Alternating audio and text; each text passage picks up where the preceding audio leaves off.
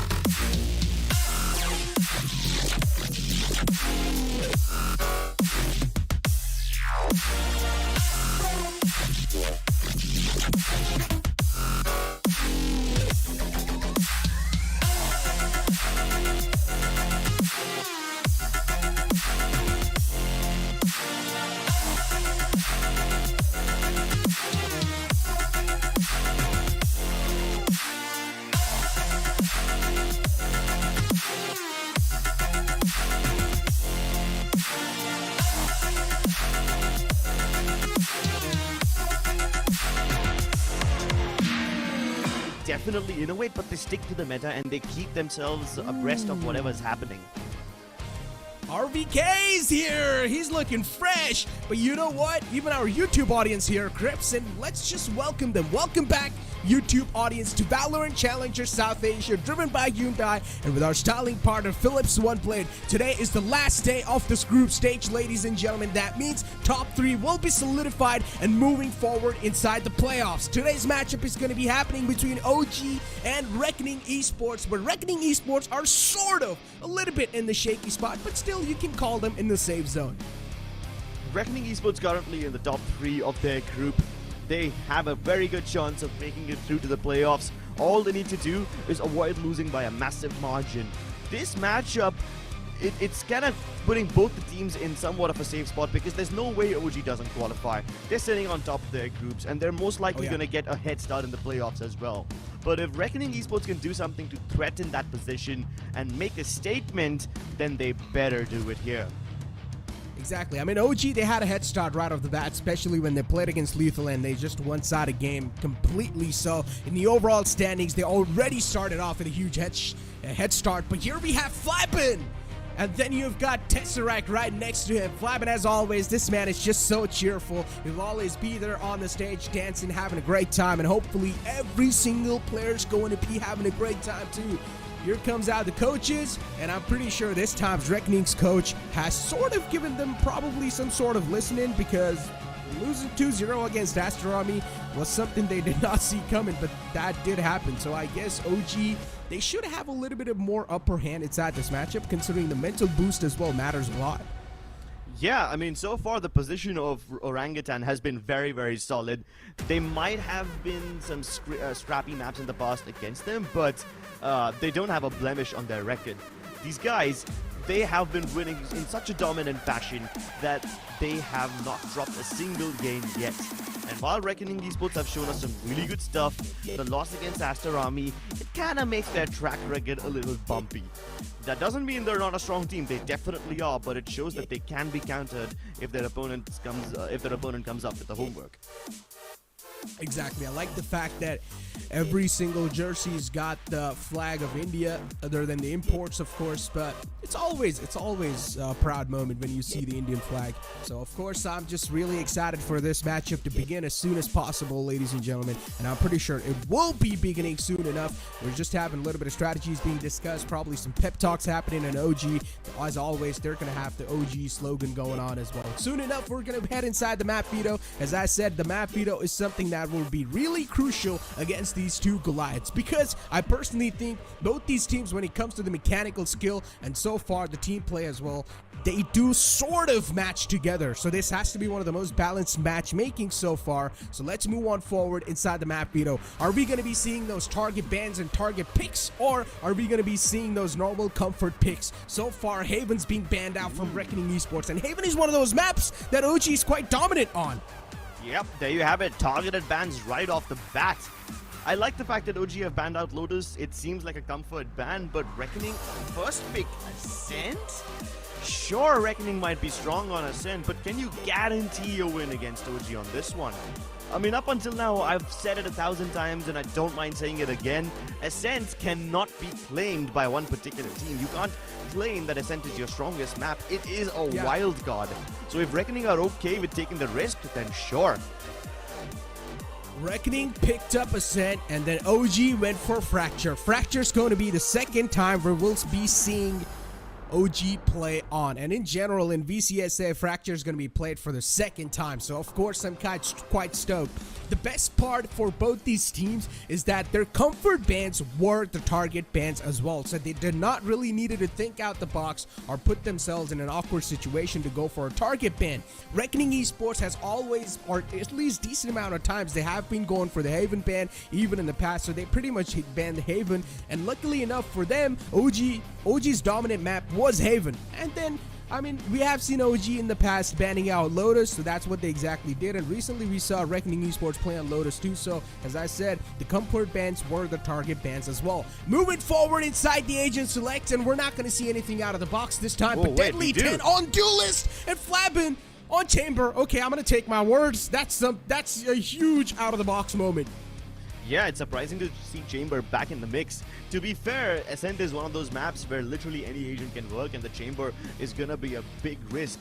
And luckily for Reckoning Esports, they've already tested out the Chamber in Ascent. I do believe they played it in the past when Reckoning played Ascent last time. So this is not gonna be a problem for Reckoning in the first place. But Orangutan, they're gonna have something very, very comfortable to deal with. Usually the Killjoy has two pieces of utility that can mark down a position, the alarm bot and the turret.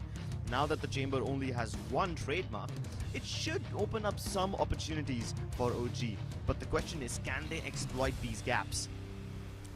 Can they exploit these gaps?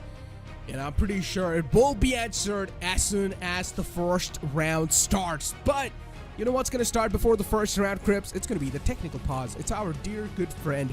And as always, we're going to kick things off with the technical pause. You know what? It's better to get all the bad luck out of the way before the tournament starts, right? Of course, of course. The technical pause is like the little ritual that everybody does before the game begins. Yeah. In it's Indian on purpose, culture, guys. Yeah, in Indian culture, a lot of people worship Ganesha. Over here, we give our good old friend Tech Pause a visit. Go to its house, have a cup of tea along with it, and then decide whether you do want to stay or not. Do you want to come back here for dinner? Hopefully not, because you have a banger of a game later on.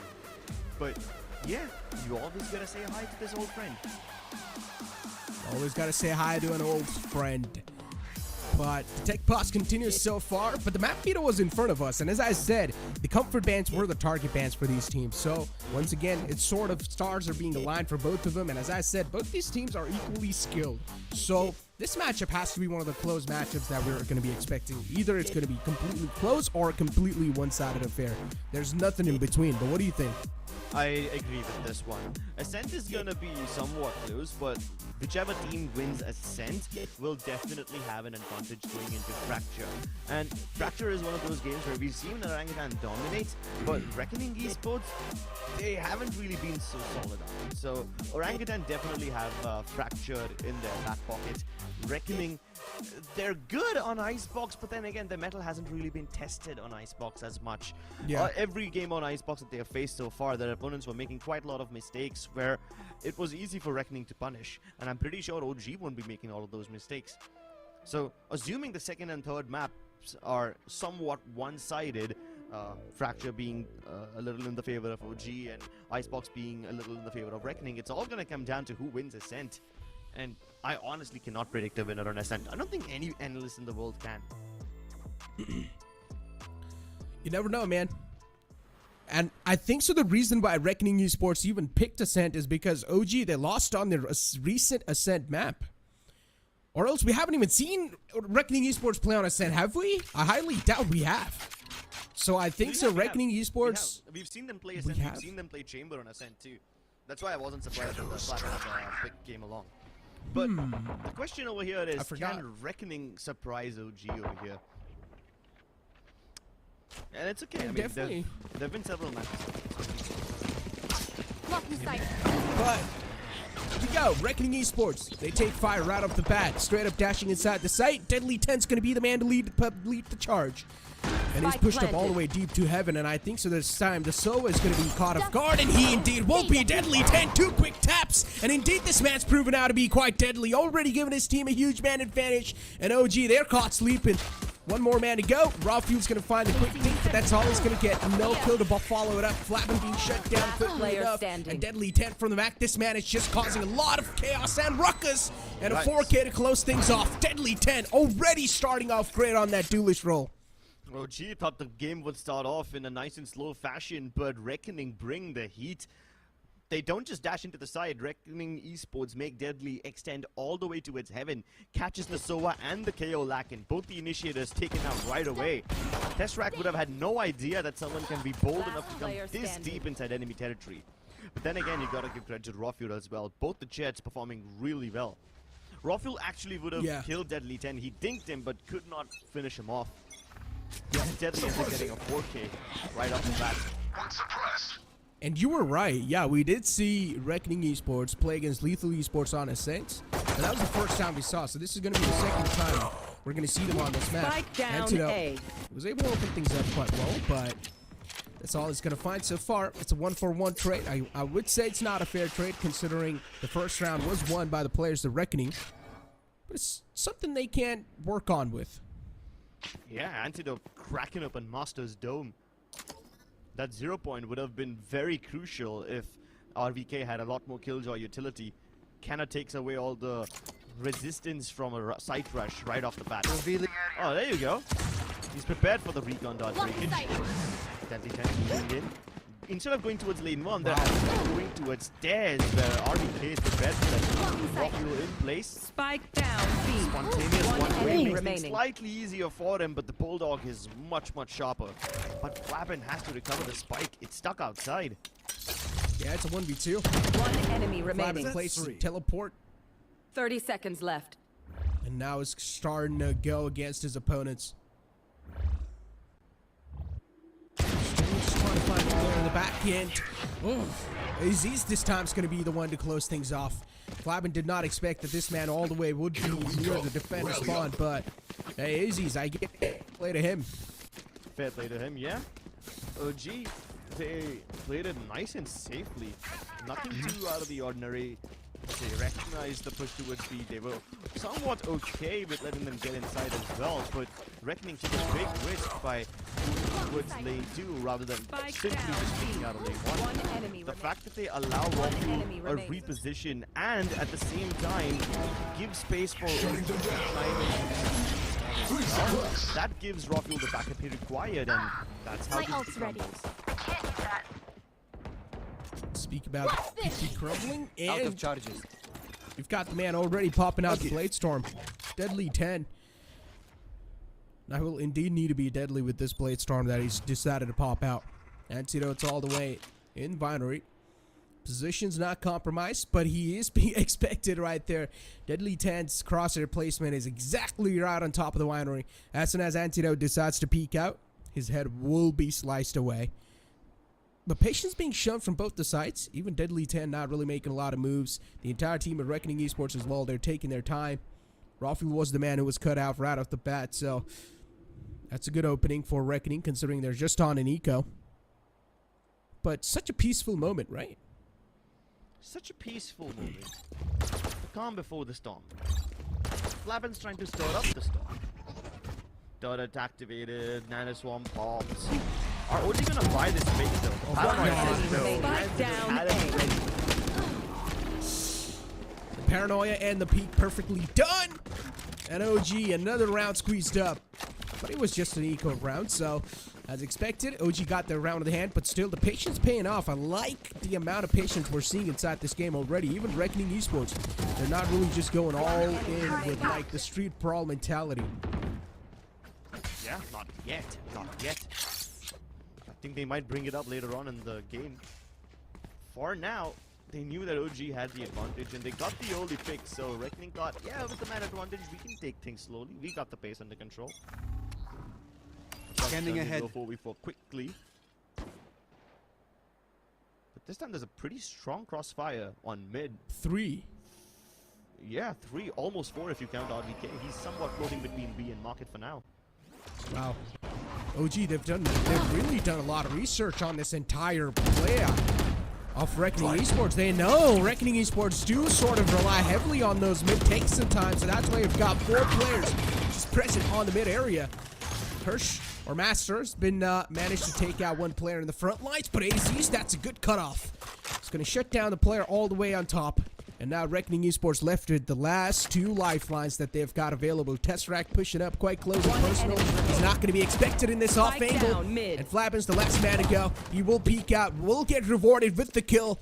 And he's also got the rendezvous or tour de force available. So I don't think so he's going to pop it out right off the bat. He will probably try to use it in the eco rounds. But RVK is taken down quite low. And both these players definitely would want to play it off together. But they're still playing quite separated. RVK watching out the mid angle, and Flappin's making his way towards the B site. RVK is way too low. Steps up Flappin. And even the turret is activated. The nanosons are actually boiling down quite a lot of time. They point out Flappin before he gets once user He's gonna die, and there you have it. OG, it was almost out of their hands. Flaban had it in the bag, nearly. Yeah, But great stuff from RVK. that was just way too close to comfort. I thought Reckoning Esports might just manage to squeeze that round away, especially when Flaban got the first kill. That was really close. But OG played that pretty nicely, especially Tesseract positioning himself in that off angle, sort of really caught the players off guard.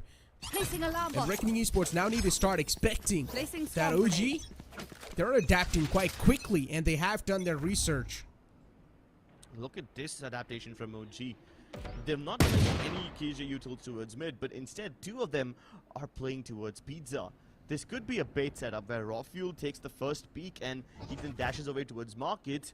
They look towards market and hopefully don't check Tesseract.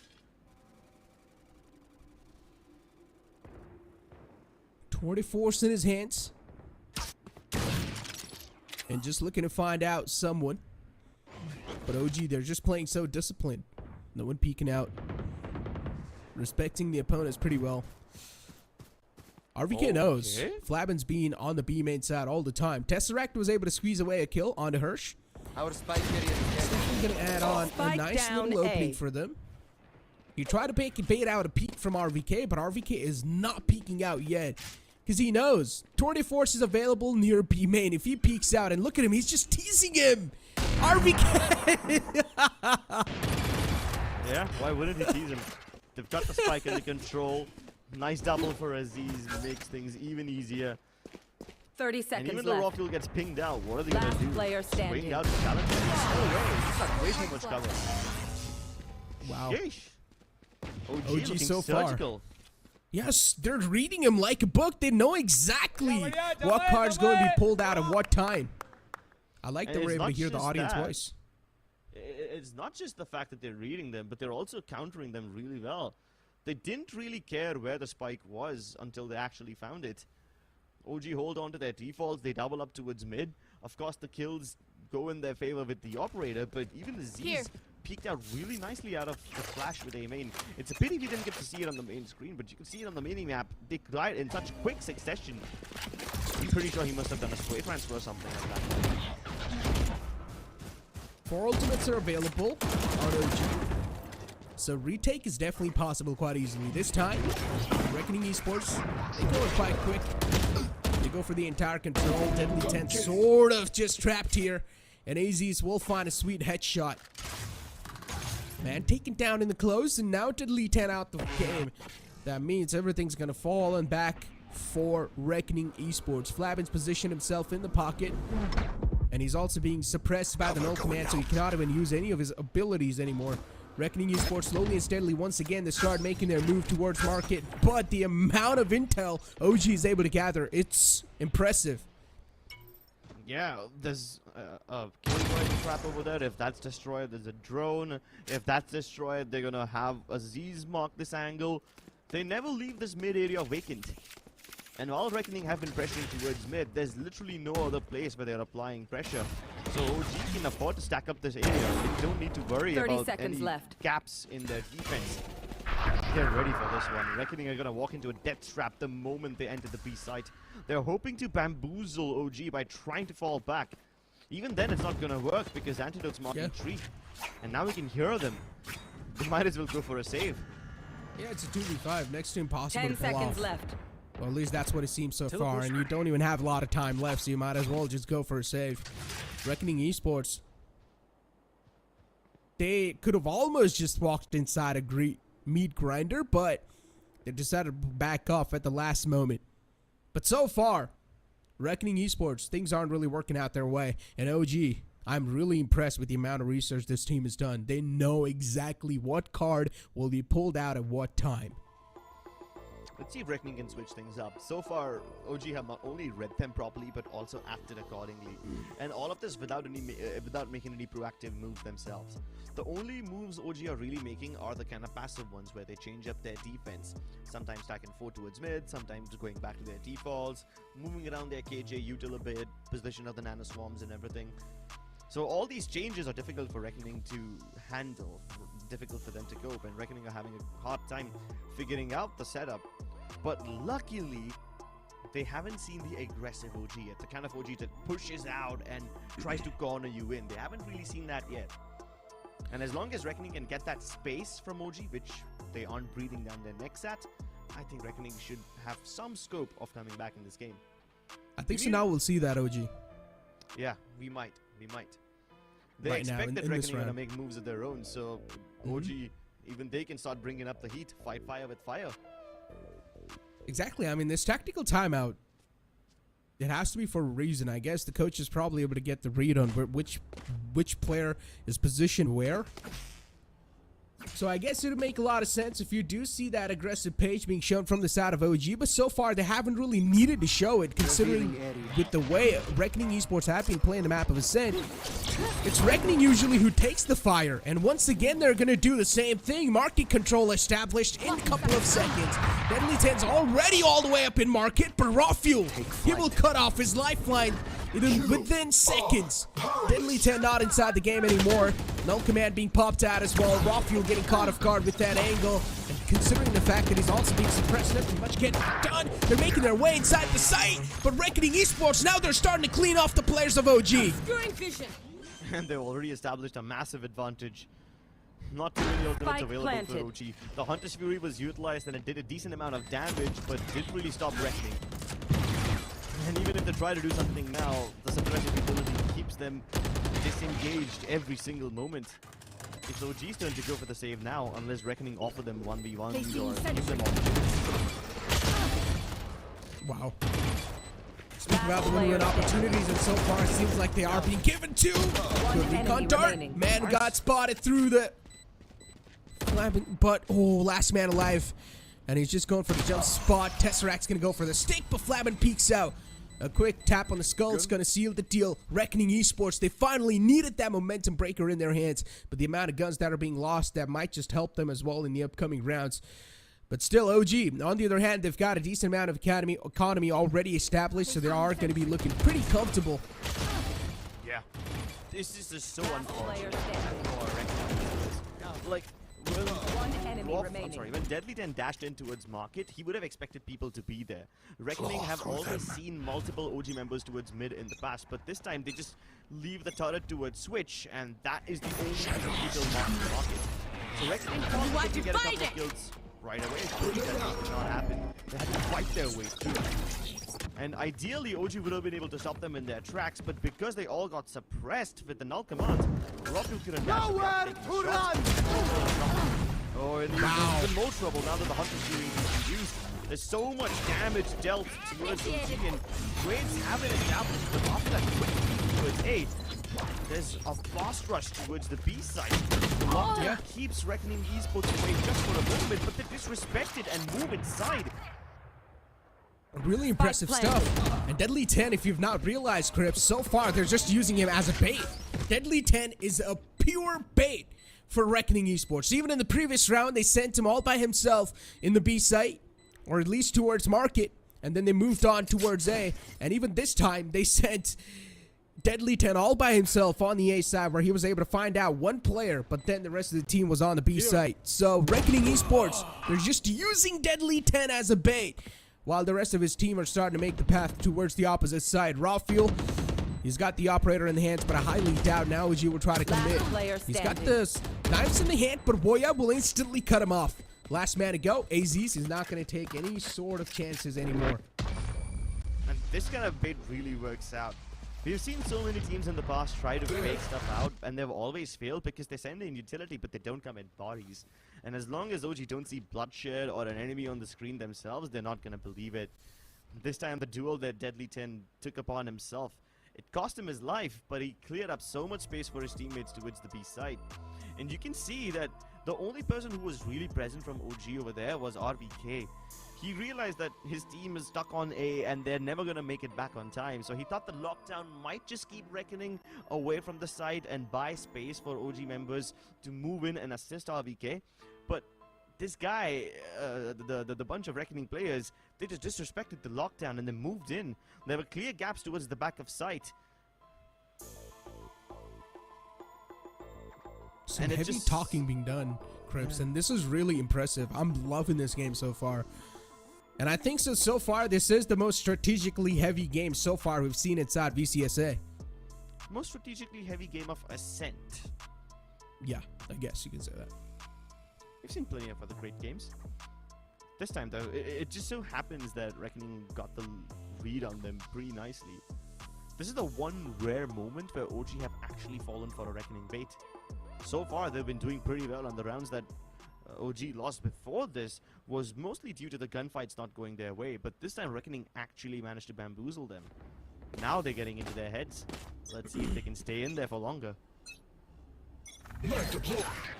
Signature Vandals in the hands of Reckoning Esports. And some utilities being tossed on over early off to gain that mid control. Deadly 10. As always, man's going to be the front lines, but this time, Reckoning Esports, they're not really going for a complete aggressive push. They're taking their sweet time, respecting the opponents. What was that? No scope, Fuel! You're not supposed to hit shots like that inside a professional game. How do you make it happen? Raw Fuel, the amount of guts this man has to peek out the way he did. It's incredible. RVK, all the way pushed up from B-Man, and now OG, as soon as they find some sort of space given away, they take it quickly without even wasting any time. But Reckoning Esports, they start to get the grip back inside the round. RVK thought he had it under control. He pushed Last it out. player standing. And with his teammates guarding a shot, everything was in the bag for OG, but now things start to fall apart. I can't even call RVK's net overextension. It was a justified push. But Rafuel going down over there, that is just Flabin feeling himself. That was a nutty shot. And now it's all down to Antidote. 30 seconds left. Despite making the right calls, he finds himself in this hopeless situation. There's not much he can do to win the round. Here. Cover going out. Antidote, 1v3. And I guess he will go for it.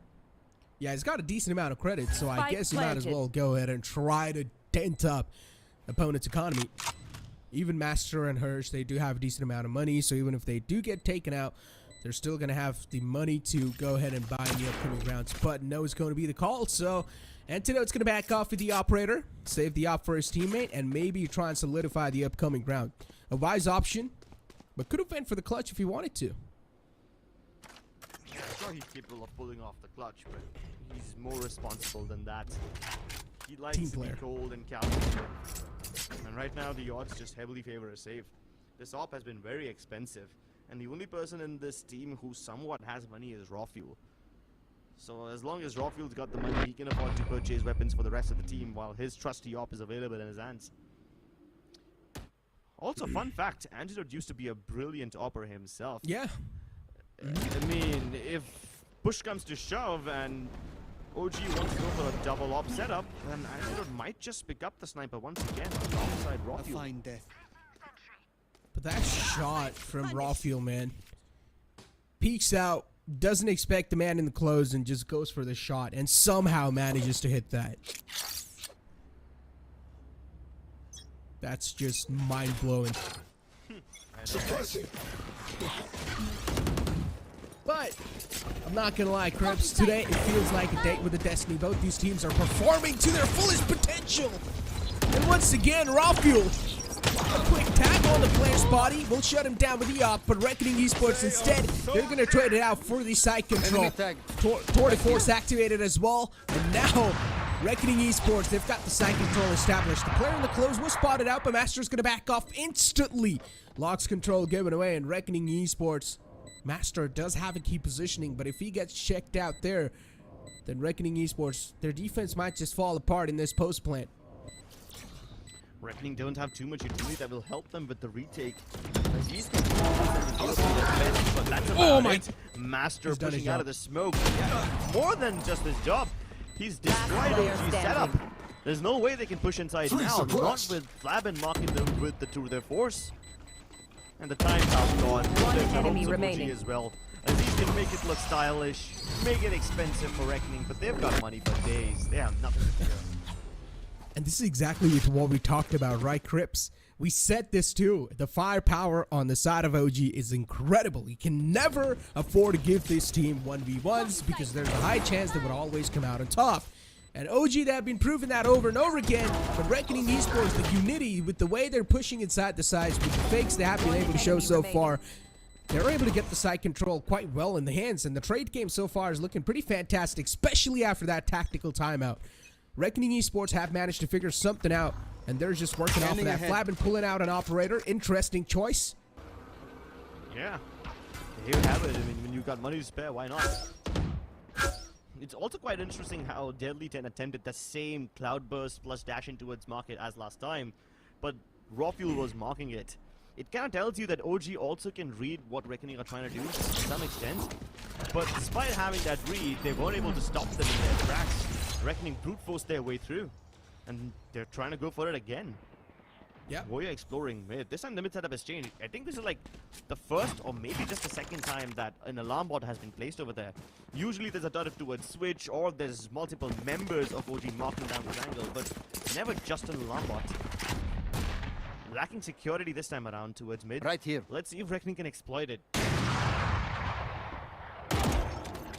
That's a quick rotation to B main already. Bomb grenade out. Reckoning Esports, they've got one man who's all the way flanking in the back. RVK, that's a great shot. The burn being put in the ground, and now another player will follow it up. Hirsch was there with the trade, but the problem is the amount of bodies left. Reckoning Esports are dropping. They cannot afford to keep going on with this pace anymore, and that's why the rest two players are back up. Flabin and Hirsch now starting to play together. There's an operator in the hands of Flabin, but they will make the rotation all the way on the A side as quick as possible. They realize the rotation was there quickly enough from OG, so A side's going to be up for grabs, and that's what they exactly do. 10 Reckoning seconds Esports, left. A side solidified. But Flabin, he's going to have a lot of opportunities, a lot of burden on his shoulders to try and pull this one off, because the plant is not for Flabin anymore. The flank coming in from Raw Fuel, it's going to be intercepted by the trademark placed on long. Oh wait, it's not a trademark, it's actually... Is that a rendezvous? Oh yeah.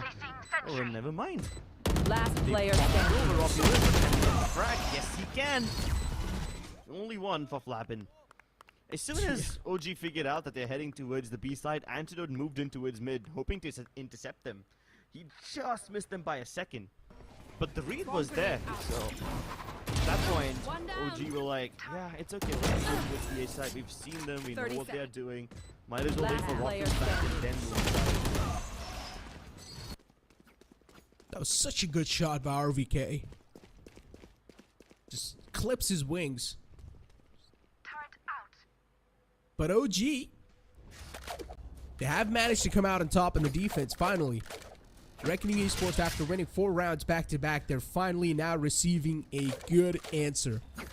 So far, the game's just so back and forth. Both these teams are able to read each other out and adapt to each other so well.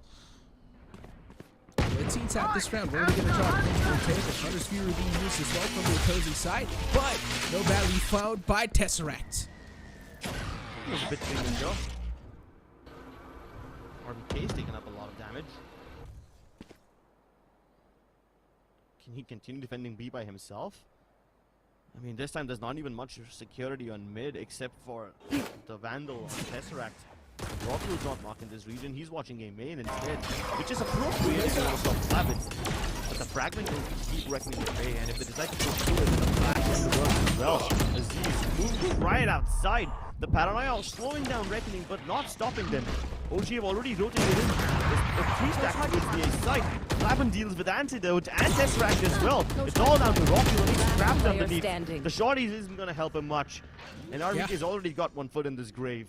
This is a good. Indeed it does, and that shot from Deadly 10 once again proven out to be deadly.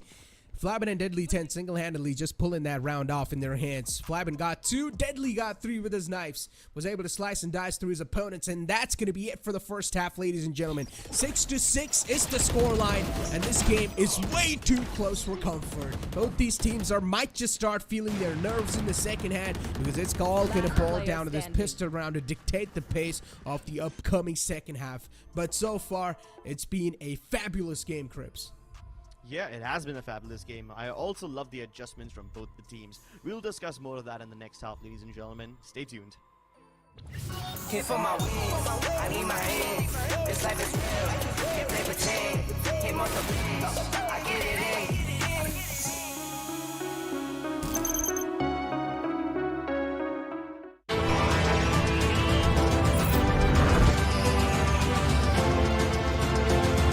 The all-new i20 Born Magnetic. Hit for my wins, I need my hands. This life is real, can't play pretend. Came off the bench, I get it in.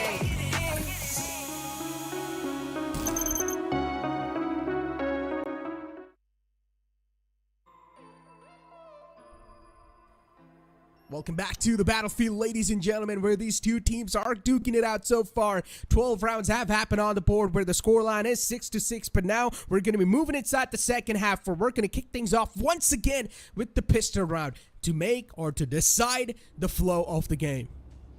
Both teams have shown some really impressive adjustments so far. OG in the first half changed their mid setup a lot. Sometimes it's a 4-stack, sometimes it's a turret marking from switch, sometimes an alarm bot, and sometimes just a bait and switch setup along with raw fuel and tesseract. Reckoning, on the other hand, have responded by taking market control really well. With this pistol, it's gonna be a very simple A-main push, which Deadly is equipped, armed to the teeth. And he's ready for this one. Flabbin tried to make it mark, but he failed. Deadly will have to step up more, or he will have to fall back and wait for his teammates to arrive. Not all of them are in place yet. Deadly's aim is so good. Even in the first pistol round, he had the biggest impact so far inside the entire game, and now it seems like in the second one as well, he has had a decent amount of impact. He's the one to open things up, and unfortunately this time he's not going to be alive to close things out. But it's completely fine. He gave his team a huge man advantage. The shock darts are inbound. Nothing found by the shock darts. Enter just a spike plant, and we might just see a 4 spike coming in the upcoming round, considering they got the spike plant down, Crips. Yeah, and if it's a spike plant down, then OG have a good chance of winning the second one. Reckoning have had a horrible track record of second rounds in this half so far. Remember how the pistol round was a good one, but then they slipped away with the second round, so it might be happening again. Some good tappings from both the sides, but Deadly 10 just having the stars aligned for himself. Was able to line up with 2, and things are looking way too fantastic now. 0 point in the hand to gain some information on a main. This will be a quick one. And they get it in the hand too. 2 players are probably spotted out there. OG, they have went with all the sheriffs on the board. No armors to back him up, so it shouldn't be that tough to pierce through. And that's what exactly happens. Hirsch and Master pushing together, and Aziz is going to touch himself in the corner. Sheriff's not doing as much for OG as we thought they would. There was a time when RVK wore the crown of the best sheriff wielder in India. Show us why he can take. Absolutely he can. Takes off that crown, but goes unchecked. Deadly gets a cheeky one. I would have went for the knife. But I guess the players are locked in a little bit too much, you know. Would not want to take the odds. Would not. One enemy remaining. Too easy. Take a little throw, you know. Sometimes when you're just going for that knife. But yeah, as expected, a clean round from Reckoning Esports, considering force wasn't made from the opponent. They just went for some sheriffs without any armors, and as I said, shouldn't be tough to pierce through. Bonus round will be continued from Reckoning Esports, as they do have 1 Phantom on the board so far, and Flabbin, he isn't anywhere close to his ultimate, so that means he will probably go for a buy. Or maybe not. I think so. He's going to play on his Headhunter. Interesting. That should work. 5 bullets in the head armor. Like shields and a sheriff. Sorry, 4 bullets. My bad. I forgot. Yeah, it's Basic okay, man. elements. It's okay, it's okay. I mean, we've been playing video games our whole life, you know, so it makes a lot of sense. Sometimes I forget. I mean, what was the last time we went to a school? Years ago, man, so yeah, it's completely okay. But the 4 bullets are going to be more than enough for a man like Flabbin. Definitely. A quick tap and a dirt nap. Oh boy. Nah, overheated. Antidote deals with him. But here's the thing, the spike is already in market. If Antidote has to come in from the main and crunch Boya, he has to do it now. Boya's playing on the curvature of the smoke. And if he's detected over here, he's trapped on an island. No backup, no assurance, and absolutely no reasons to stay alive. Easy stroll on the site. Deadly 10 with a Vandal in the hand. Master is going to make his way. 1 enemy remaining. He will be instantly shut down Last man is Deadly 10, and I think so. Deadly 10's position is quite unaware. So he can try and pull off some value with this Vandal, or maybe also go for the save if he can. He's got a light armor. He can definitely bring out a decent amount of value if he wants to go for the fight, and that's what he's exactly going to do. He's able to shut down the first player that stands against him, but the rest of the players now will try to respect Deadly 10, but as soon as he looks away, he gets surprised. That would have been a reasonable reason to turn away. You would have expected someone to push into CTE, and as soon as their position is figured out, start moving towards mid to kill you. Take flight. Completely understandable. One enemy remaining. But OG looks so clean and composed in this round. It's almost like the clock doesn't exist for them. They don't mind waiting it out. They don't mind executing in the last few seconds. And they still had plenty of buffer. Now it's going to be the real asset test. Both the teams are equal weaponry. Oya has a slightly bigger gun with a much higher gun. Let's see how he puts it to use. He's playing on a shot, not the position you will see most SOAs in most of the time. But here's still the funny thing. He throws the dart towards B, which reveals a couple of people, but then he gets the kill from a shot, completely bamboozling RBK.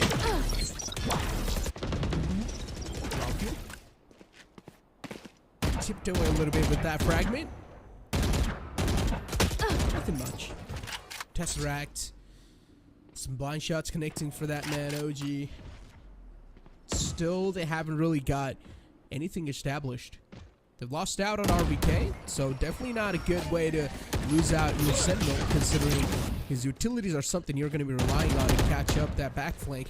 But Master now knows they've made their way towards the switch. Deadly 10 able to squeeze away one. This man is a sneaky one. And Deadly 10 was able to find one man. Master whiffs his shots. He gets shut down by AZs. That's a pure diff. And OG, with the extension as well, they're able to find out a lot of value. But this time, Hirsch strikes in as a savior. Trades are now starting to happen back and forth. And you do see a 2-on-2 scenario. Flavin with only 20 HP did what he was supposed to do. And Antidote is going to go for a last-second TP on the A site. He's got plenty of time to reposition. Spike planted. And he will be able to hear Harsh coming in, unless Harsh starts walking away right off the bat. This should be easy for Antidote. Harsh has more HP, but the pressure is on. Luckily for Harsh, he has plenty of time to clear out all these angles manually. Smoke plays towards Hell, hoping to isolate angles first. But he's not looking in the right direction. Now he's gonna force Antidote's hands. Curvature of the split. What's gonna happen? He peeks and flicks away. The captain stepping up. Yeah, signature Vandal coming into play. And Antidote, as you said, the captain steps it up to the occasion. But OG, the amount of value they found with this overextension, it's honestly quite incredible. One enemy remaining. The B site, Deadly 10 and Flavin, they tried their best to deny and resist that site control. But unfortunately, when you've got way too many players just walking on your angle and you don't even have the superior amount of HP to support you, it gets a little tough to try and hold it off. So OG, they got their hands on the B side quite easily. But so far, the score line's evened out. It's 8-8.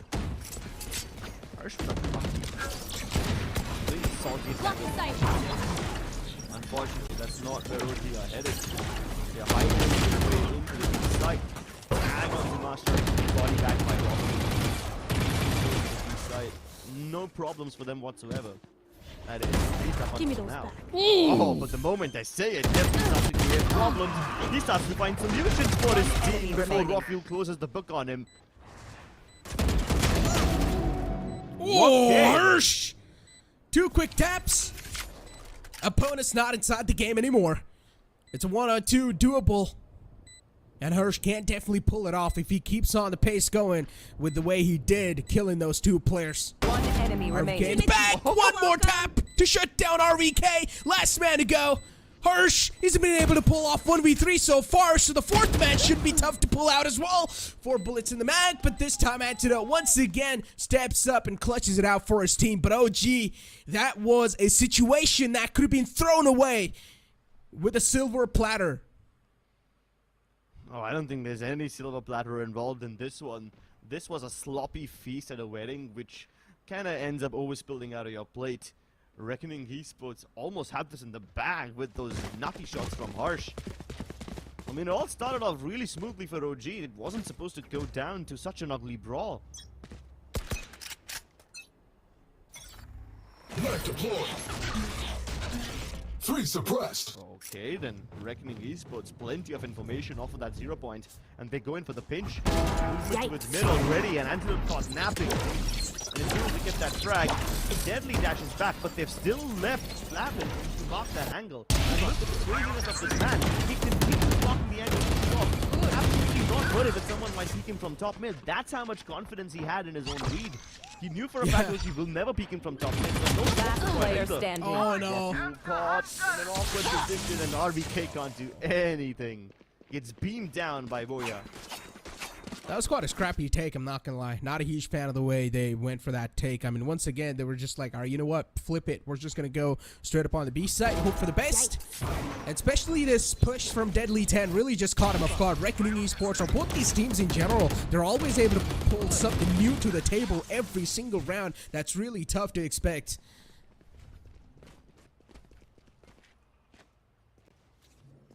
See if they can expect this. Antidote with the Lone Spectre. All 5 outside of B. Get out of my way! Fast one. Everything else thrown in, and now the Hunter's through. Good luck dodging all of this. A tag onto... Not a tag. I thought Voya was back over there, but yeah, no damage so far. It's actually OG taking the brunt of the damage. Oh, Antidote, how does he make it even alive? 5 HP, dude! And then this shot from RVK. You talk about the sheriff criminal, and he strikes again. But he needs to be caged up as soon as possible. Cannot keep on hitting shots like those. But as soon as we talk about that, Master himself just strikes in with a tap of himself. Good lockdown. Players being forced out from their prime spots, and now Reckoning Esports, they're looking to make their entry on the site once again. Look at AZs, as always, this man tries to extend all the way in the back, but Voya in the back lines will shut every single player down. This man is a sweeper. Right here. Yeah, What and do he you was say, a lonely drone? sweeper over Ready to there. stretch your wings? Trapped in the back of the side, his teammates trying to provide him backup from behind the spawn entrance, but they were blocked out by the smoke. All he had to do was stay alive over there, buy space for his teammates to move, but he ended up doing so much more than Remaining. that. Spike down B. Really nicely done by Voya, even though the side control was lost, but this man kept his composure in the back, in the boathouse, and took him down one after the other. And this time now, OG's coach. OG's going to go for a tactical timeout. Something needs to be said here, considering Reckoning Esports, they're starting to win, or at least starting to get the momentum back in their hands. 9-10 is the scoreline. They're not that far away, not out of the reach. Yeah, and now the game has reached a critical point where an economic meltdown will really capsize the game for you. These teams cannot afford to go in an eco now. You end up giving 2 rounds to your enemy in that process. And you can't afford to be stuck in that vicious cycle of ecoing, buying either. You need to have dominance, and that doesn't just mean winning rounds, but also keeping most of your guns alive in those round wins. That's how you ensure economic stability. AWP in the hands of Flabin. Last time this AWP was shunned out by RVK's Sheriff. So now he's gonna have a little bit of PTSD. That's exactly why he's changed up his angle. He's usually holding the B main area from stairs, but now he's just marking One main suppressed. 1 from above. Yeah. That was a really good 0 point. It gave all the 3 players his position away. Solid one. 3 players outside the main. Are they gonna change Yeah. up their approach? I don't think so. I really doubt that. RVK took out his turret That's in his done. hands at the last second, but he's able to catch off Flabin. Did not expect RVK to be in the close corner, especially when the turret was taken away in his hands. RVK, I don't know if that was calculated or not, but that worked out perfectly well for him. Especially when he took the turret away in his hands. Flabin thought that they're starting to push away now, but RVK was just over there, waiting for him to peek out. That can be coincidence or calculated, down but so A. far, trades did happen towards Tree. But it's still in the favor of OG with the way they're able to rack up these kills towards the site. AZ's with only 2 HP still marching strong. Yeah, he's the man who's got the highest impact in the tournament, and he's showing us why. Entry track to the middle like an absolute Last boss, player but Harsh standing. steps up in massive ways. Wow. He's got some of the most impressive clips of this match. Consistent fragger. That's what you call Hirsch. And Voya was so pumped up. That's But done. this right here, I'm really trying to wrap my head around it. Spike And I'm down really A. trying to know, was that calculated or did that just happen on a fluke where he just took his turn back in his hands and Flabin peeked out right there? I don't exactly know if that was calculated or not, but whatever that was, it's definitely a strategy the other Right here. teams can try and use if you guys are watching. I mean, RBK has been tipping Flavin quite a lot. The personal rivalry between these two players is starting to build up. Last time he shut down Flavin with a Sheriff, then with a Vandal, and now Flavin's got the op again. So, is RBK prepared this time? He's got the only Vandal in this round from OG, and he delivers. Amazing stuff from OG so far, but they still have a lot of ground to cover. Oh my god, that's what I call a pure diff. Even though Deadly 10, he had the advantage, but wasn't able to find the kill, and he just gets absolutely flipped on. I don't know. What how a he was shot free. from Aziz. Aziz is quite softened up, but this time he will be cleaned up as well. Raw fuel, there's a high chance he might be spotted out by the recon dart, but he decides to hide away from it. So at least till now, his position's not compromised. They don't exactly know if someone pushed up quite deep in mid or not. Trap. Lava triggered. The drone's gonna bring him out as well. 30 I'm seconds surprised he left. stayed long. I'm surprised he stayed for that long in the first place. I thought he would have been dead the moment he got tagged by the drone. Same. Timing play by Boyak could have been amazing. Spike planted. It's really interesting that he didn't even peek out. And I'm just surprised. Boya, with the way he peeked like that, was not supposed to do so, but I guess it's just the heat of the moment when you start to feel yourself and you're like, okay, maybe I can stop this thing from happening, but you end up messing things up. It's a 2-on-4. It's doable, but Tesseract's watching the corner with the op. To trespass that, and incredible shots need to be hit, and that's what happens. Master, he pulls up with a nice peek. He does find the man, but it's all down to Hirsch now. This man's been feeling himself so far. He manages to tap the first, but Antidote, he's feeling cracked up. Jeez, I've never seen Harsh be so deadly before. I mean, he was always a great player, but the spotlight's usually taken up and hogged by the likes of Flabin and Voya. Now you see what kind of a player Harsh is, and boy, it's scary to consider that there's such big guns on Reckoning. 30 seconds left. One enemy remaining. Those shots, man. Thanks. It's honestly crazy to see that OG, they're able to pull off these rounds with only sheriffs in the hands. Those shots that are being hit to suppress down players in the front. But this time, Flabin going aggressive towards him, and he's always in the front lines, wanting to find the value for his team. And Flabin's holding an off angle this time. But he's expected to peek out. He does peek out, but he doesn't get the kill, so that's unfortunate for him. It's so funny how Flavin has tried to fight RBK 3 times towards B main, and after he got shut down all 3 times, he switches up the approach and goes towards A main instead, only to find RBK here once more. RBK has been the bane of Flavin's existence. Maybe he can avenge this by killing one of his teammates instead, as they're about to do now. Oh, 0 points. No tool de force for you anymore. No weapons, no escape, and RBK for the 4th time kills him. Esports. Now they're starting to fall back. Now they're starting to get taken down from their own site. Site control taken away. And the way OG managed to brute force their way inside the site, it's pretty nice. And now just the last 2 players left to life. Deadly 10 and Boya to go. And these guys so far, I guess the call out has to be made to go for a save. I mean, it's a 2-on-5. What are the odds that you're going to be able to come out on top in this scenario? You might as well take the odds for the upcoming round, and that's what they're going to go for. Deadly 10 does have light armor too, and even his teammates pretty good. So, yeah, they will manage to save a lot of economy if they do go for this save successfully. Orangutan tying up the score with Reckoning. And since they've got all their players alive, it gives them a lifeline. Even if they lose the next round against Reckoning, OG can afford to purchase weapons again and play for overtime. But that's a big if. Let's just hope OG never have to face a situation like that. They've finally managed to break Reckoning. And this game has been so back and forth up until now, but the one thing that's remained a constant is the duel between RVK and Flabin.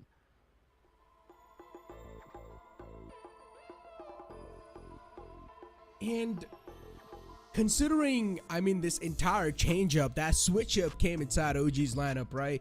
Now we're seeing Antidote on that Omen. Last time we saw Antidote against ASTER Army, if I'm not wrong, he was playing KJ. So this whole switch-up is quite interesting. And Levi was playing that Astra. But now that Astra being switched on over by the Omen, this is definitely quite an interesting change. And I'm pretty sure Reckoning Esports, if they would have found out that RVK is playing in here, they would have expected something new to come in. But did they expect this exact composition? I highly doubt. Down to the last details, it seems a little skeptical. I don't think they had that.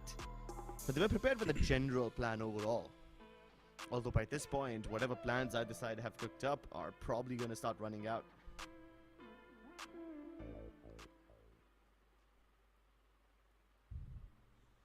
Tactical timeout's over. The talking time's over. Now it's time to do something. Make something happen. Vini Binary. Hirsch picked up a Sheriff instead of a Bucky. We saw him pick up the Bucky before, but we didn't get to see any kills with it. I was kind of excited for that one, but look at the aggression from Taki 10. Oh, and the drone spots him. Now he's in trouble. He has to make a jump in. He can't hope to escape back to safety. Placing swarm. And he's trapped now.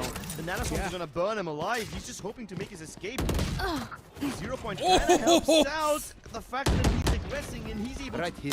tackle Scanning ahead. Voxel as well. Yeah, I don't know why. Yeah, somehow turns a negative situation into a positive one. And I think he's gonna be very happy with that. I don't know why OG do not commit to try and take that man down right then and there. So could have just pushed up at least two players together, try to play off of their traits, but no, that was not the call being made. OG, they instantly try to go for the side control. Man advantage is sort of neutralized so far. Raw fuel for Master. And I highly doubt if Master is going to be able to get back up on his feet. And he's getting rest up. The man is close. His position's not compromised yet. But OG, they're striking out of nowhere with two of their own. Deadly 10 and Flabin to go. 2v3 scenario. It's looking quite tough to pull off. But Flabin's managing to squeeze out one more. It's going to equalize the situation in their heads. One enemy remaining. Flabin's still in the back line, peeking out. Deadly 10 gets one tap through. And RVK. Calm, cool, collected, taps on the opponents. No, but his opponents don't feel that calm, cool, collected vibe. They only see the demon that came from hell, with all the heat along with him. Jeez, that was a risky resurrection though on the Master. He got taken down moments after that. So it basically was all for nothing. remaining. But you have to admit, OG were taking some big risks picking out fights like these. RVK had some really strong will to fight over there. And he comes out on top of that. Can't even blame him if it did not. He had to just buy time over there. And that was the right call from him. My ult Now is they ready. find themselves at map point. All available on Voya. And this, I'm sorry, not on Voya, on Tesseract. And this gives them the ultimate too. Contest Fury, Lockdown, some really important stuff available for OG in their arsenal. Should they choose to deploy it? Why It's not? not even a Might question as of well. should, it's now a question of when. This is last round, so we gotta win this. Map Right point here. on the map picker for Reckoning Esports. Tragic. Indeed, man. But this game's been so entertaining so far. Really close game. Been having fun casting this game. You But should now run. every single player, at least all the players are just stacked up right then and there. Shock darts were invested to shut down that lockdown, but eventually Reckoning Esports will need to respect that lockdown and fall back. Side control easily taken. 0 point was 30 invested as seconds well. left. The players in the back are not suppressed. They can't do anything much. The man from peeks out from market. Deadly 10 manages to squeeze away 1 kill in his hands, but that's all he's going to get so far. He was able to find the equalizer, but now's the side take once again in the hands of OG. But Reckoning Esports, they would have learned something with the way they're trying to retake the B site. Something new needs to be implemented. They need to not repeat the mistakes they have been repeating so far, but a TK from Tesseract, I guess, just gifting it over to the opponents.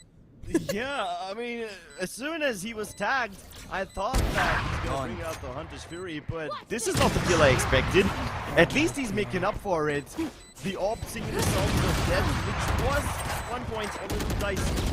Deadly time pressure against him. He's moving with player all standing. his velocity, all his might, and it's not enough. Orangutan take the map.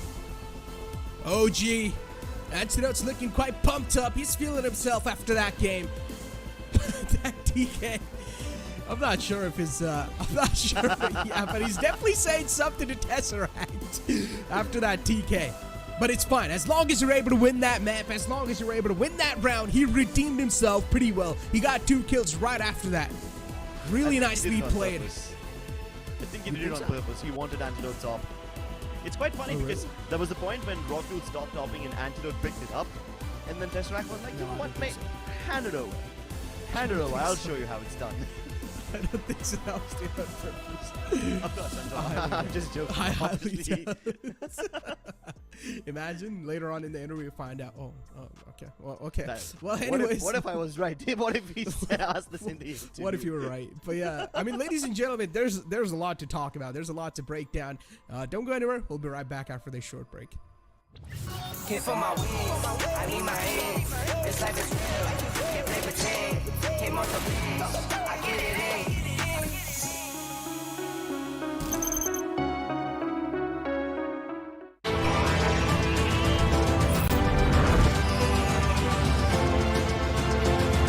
The all-new i20, born magnetic.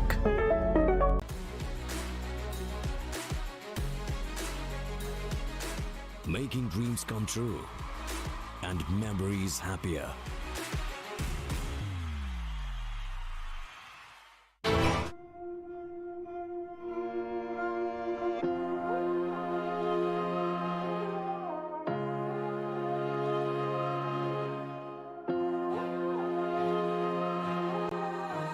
I know my destiny.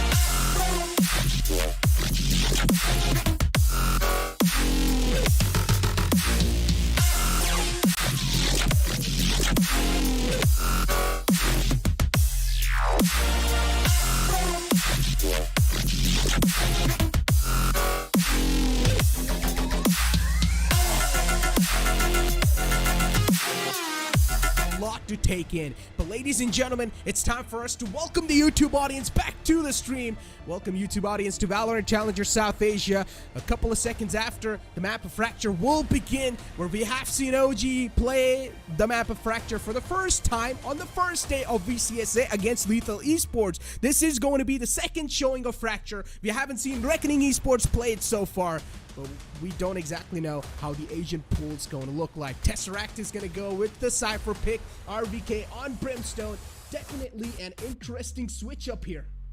Yeah, it's usually RVK on the Sentinels. Tesseract mostly plays Initiator, but this time it's Antidote picking up the responsibility. So there's a lot of switch-ups. Antidote, who was playing Omen previously, now on Breach. Aziz and Rafiel on the Duelist doesn't surprise me. They are always the ones to dive inside. But because this double Duelist setup exists, OG will be playing really fast. Master's gonna have to act a little bit like a Sentinel, a pseudo-Sentinel on this defensive side if he wants to stop the pace. It's the similar Asian pool that they played against Lethal Esports. Levi was the one who was playing Brimstone, but now Levi's not playing, so RVK is going to be playing the role of Brimstone. Nothing changed, similar stuff, double duelist composition. Here we go. We're heading inside the map of Fracture for the second time in Valorant Challenger South Asia, and I'm quite stoked. We're going to kick things off on the pistol round, where Reckoning Esports is on the defending side and OG on the attacking side. It's their chance to make a target. Reckoning's lack of Breach starting to concern me. Breach has become a staple pick on this map. Oh yeah. Same with Brimstone. You really need that Molotov and the Orbital Strike on Brimstone. So I hope that by choosing the Omen, Reckoning can make up for the lack of that Breach with the Paranoia. And of course the one-ways. Peaceful start so far. So far, being Nothing the much keyword. being shown. Yeah, so far being the keyword. Of course, it's going to be breaking down in an all-out chaos, but OG, interesting stuff. They've got a man on the lurk. I mean, Cypher doing his job already right off the bat on the pistol round. He's lurking towards Arcade. SNS presence is being spotted by OG. The lurk will be activated, picking up from the back lines. Quick dash on the site. Both the duelists have already made it in. Rafiel was able to find one in quick succession. Flatters position and compromise with his own, and this man's playing quite aggressive. He did manage to find one, but the trade was just happening so back and forth. It looked like quite a chaotic round, but at the end of the day, OG managed to secure it. Yeah, and OG diving deep into the site so quickly. You have the dash from the Jet. Even Aziz climbs up, instantly taking down Master. That pace is just so deadly for the side of OG. And Reckoning need to find a way to deal with it. Flabin's Paranoias have to be on point today. Connect to so many players that everyone gets stopped in their tracks. If not, they'll have to step it up with the explosives. I'm sorry to cut you off, but the composition that Reckoning Esports is playing is the composition that Navi played against Fnatic in the semifinals. And how successful were they? Navi got absolutely dominated, considering the way Fnatic was able to play on the KJ turret contact. But luckily enough for Reckoning Esports, the opponents don't really have KJ. So it might be a little tough for them to counter this. But if they had the KJ, this composition is easily counterable with Brimstone and KJ and Breach combination. Yeah, it is quite interesting that both the teams opted for a Cypher instead. I mean, usually it is kind of KJ's playground. There's so many nooks and crannies to change up your setup over here on the map of Fracture. It really lets you be super creative. But for now, OG is just being easy to actually walk. One enemy remaining. Simple. Flawless. Wait, no. Hold on. I'm going to take my words back. So Hirsch is basically playing Sky instead of KO. Yeah. In Navi's lineup, they had KO, which was being played by Zipan. So we're seeing that little switch up being done. But I personally feel like both of these picks are pretty solid, but I personally prefer KO on this map. I still prefer Breach. I still think Breach is superior on Fracture. There's just so little room to dodge his utility. I mean, the fault lines are almost stable. The only way you can dodge a fault line is fade it out and just back off. Lots of contacting with A-Main. Everybody falls back towards the site, except for Deadly 10, who challenges the Boombot dealt with. And he's realized that they've established the man advantage, right? He better fall back now. And even if they give up this A main control, it's completely fine because they've got Harsh pushed up all the way to its B main. So in case OG fall back, Harsh will be the one to know. OG just creeping and crawling their way all the way towards the site. Once again, just trying to do something that they did in the first round, and their duelists have already made the entrance. Flabbing inside the cages, he's being spotted! Raw fuel, great way to open things up, a deadly 10 pounds counter. Trades did happen back and forth, but in the favor of OG, they've got a man advantage secured, but instantly gets neutralized. Now we're cooking. NODWIN Esports got a man Last player advantage back in their standing. hands, but OG, they're all the time able to find these enemy type of remaining. counters. That was a good fake being made Spike by down Hirsch. A. Throws a pistol towards the doors, making the opponents think that maybe he's going to go towards the doors, but that's not the case. Hirsch kept on walking in the front, and the last man gets taken down too. Reckoning Esports, a good way to squeeze out the round. I did like how OG started the round off. They didn't use all the sky smokes from RVK. They had a little bit of gap covered by the side of cages, which I thought was amazing because Rocky was able to weave in and out of them. Now we're And as much as it seemed like a round where OG was destined to win, Harsh stepped up massively. This man's been feeling himself, you know? I mean, he's always been an amazing player, but we just never got to see so much of him before, partially because Flabbin and Hoya would have been hogging the spotlight. And now that the time of reckoning is upon them, please pardon the pun, he steps up. He steps up in the time of need.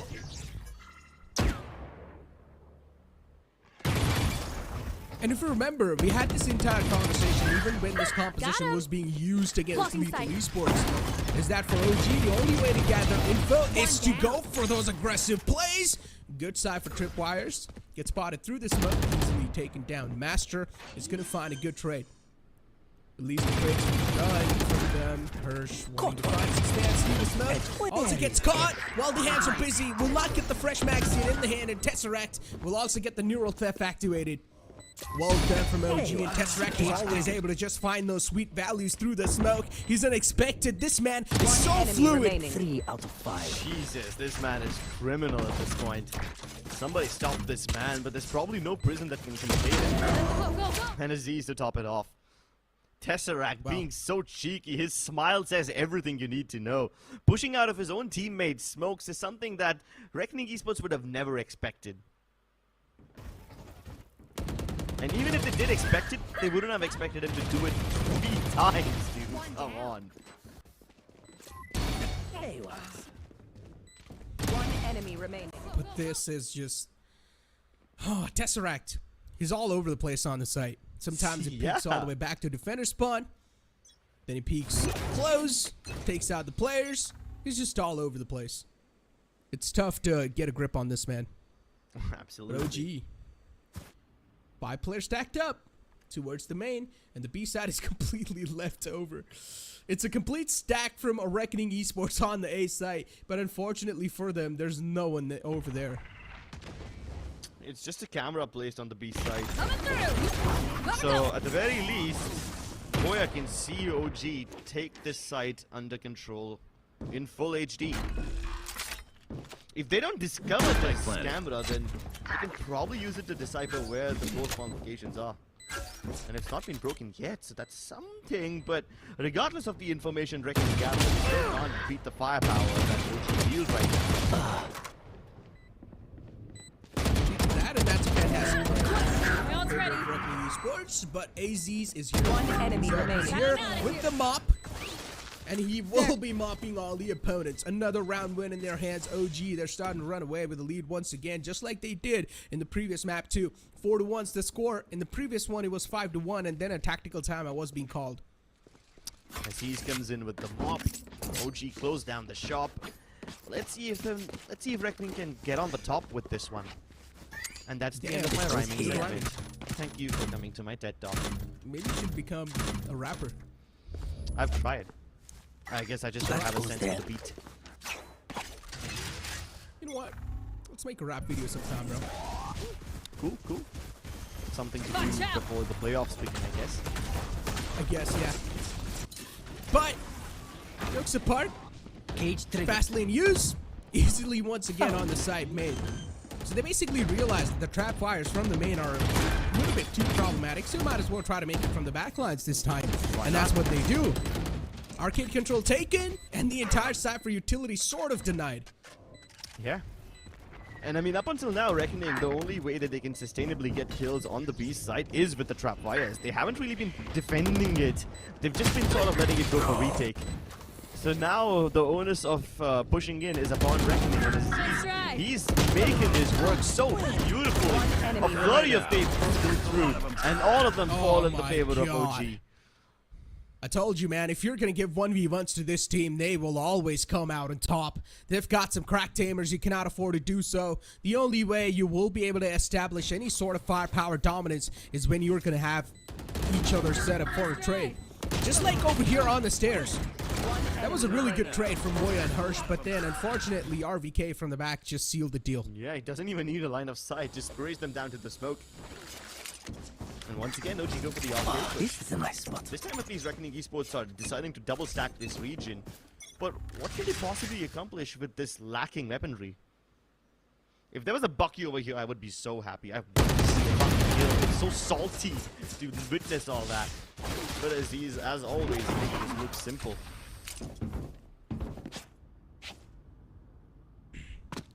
Three players left over. And there's a lurk once again. And it's Tesseract on the lurk. As always, this man's lurking on the A side, but he's soon enough going to find out that there's no one there to lurk out. But now, this lurk might just surprise every single player of Reckoning. But before that, it seems like the OG, the players on the site, will be able to probably seal the deal. AZ is with a huge 4K to clean things off. Another round secured. And we might just see a tactical timeout being pulled out now. Because OG, this is their map pick, and we all know this is an attacking-sided map, and that's why OG, they're having a huge surprise element so far in the entire game. But once again, you cannot let such a solid lead being stabilized on this map, so a tactical timeout has to be called. And as I say that, there is a tactical timeout from Reckoning Esports. Reckoning Esports isn't really able to read where the execute are coming from. Sometimes they're coming from main, sometimes they're coming from arcade. So they need to find a sweet spot to find out where exactly these executes are coming from. Especially, they're also tired of the lurk that Tesseract's able to pull off over and over again. So they need to find out to shut this man down. 6-1 is the scoreline, and Reckoning Esports, they're now 5 rounds shy, and they cannot afford to let any more leads get taken away from their hands. So there are some heavy talkings being done from both the sides, and both the coaches are talking quite a lot. For OG, they need to get as many rounds as possible in the attack, because on defense, things will get tougher just the way they are for Reckoning Esports. So it's just the time to set up a massive target for your opponents. Let's see what sort of stuff they have managed to figure out after this tactical timeout, because OG, they're starting to run through this entire tournament. Or this entire series, considering they got the first map. Yeah. I mean, even the tournament's appropriate, right? This goes here. Even if you say it. Given their current track record, they probably will walk away with no losses in the tournament. 0-4, and that is a big safety. Viper spit on A. Take control of arcade instead, and they've done some visual escapes. Rolling down the side. OG recognized that Reckoning was stacking heavy towards A main, so they try to take them down. Spike down But Deadly A. brings out the big guns. RBK can do the trade, and it's still a 3v3. But the Seekers tell them that Reckoning have already covered the distance towards the B side, and now planting is difficult. He tries to cross over, but Antidote falls. Boy, playing amongst the trap wires and the cyber cages, they won't keep him safe. RBK has to make a difference, and he's done a lot so far, but Tesseract, it's all up to him now. A 1v2 forced. I have and retrieved he's the been the spike. smoke criminal before, but can he do the same glorious Planted activities the once spike. again? He just about makes it out of there. 5 HP in the hands of Tesseract. Now it's looking like an impossible clutch. It's 1-on-2. Unless his position is not expected, but it is by Reckoning Esports. But one thing one thing I've been able to understand so far is that when OG, they get the side control, they're just all over the place. And Reckoning Esports, they're not really able to figure stuff out where exactly the players are going to be positioned for the post plan. And they're always having this surprise element where Reckoning Esports do not expect them to be there, and then they just get absolutely surprised in the back line, just especially with how the Brimstone surprised them from Sands. Yeah, but this was such an expensive round for Reckoning. They had to use everything to get this one. Viper Spirit, From the Shadows, Showstopper, Seekers, all of it put in just to gather this one round. I mean, I'm happy that they were able to break the winning streak of OG. I just hope it's not too much. Blinded.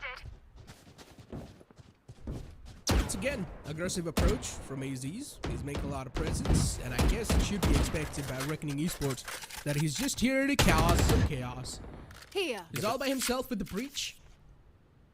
But you can't predict that now, can you? The last 2 rounds, OG have been taking arcade control really aggressive. Sorry, not arcade.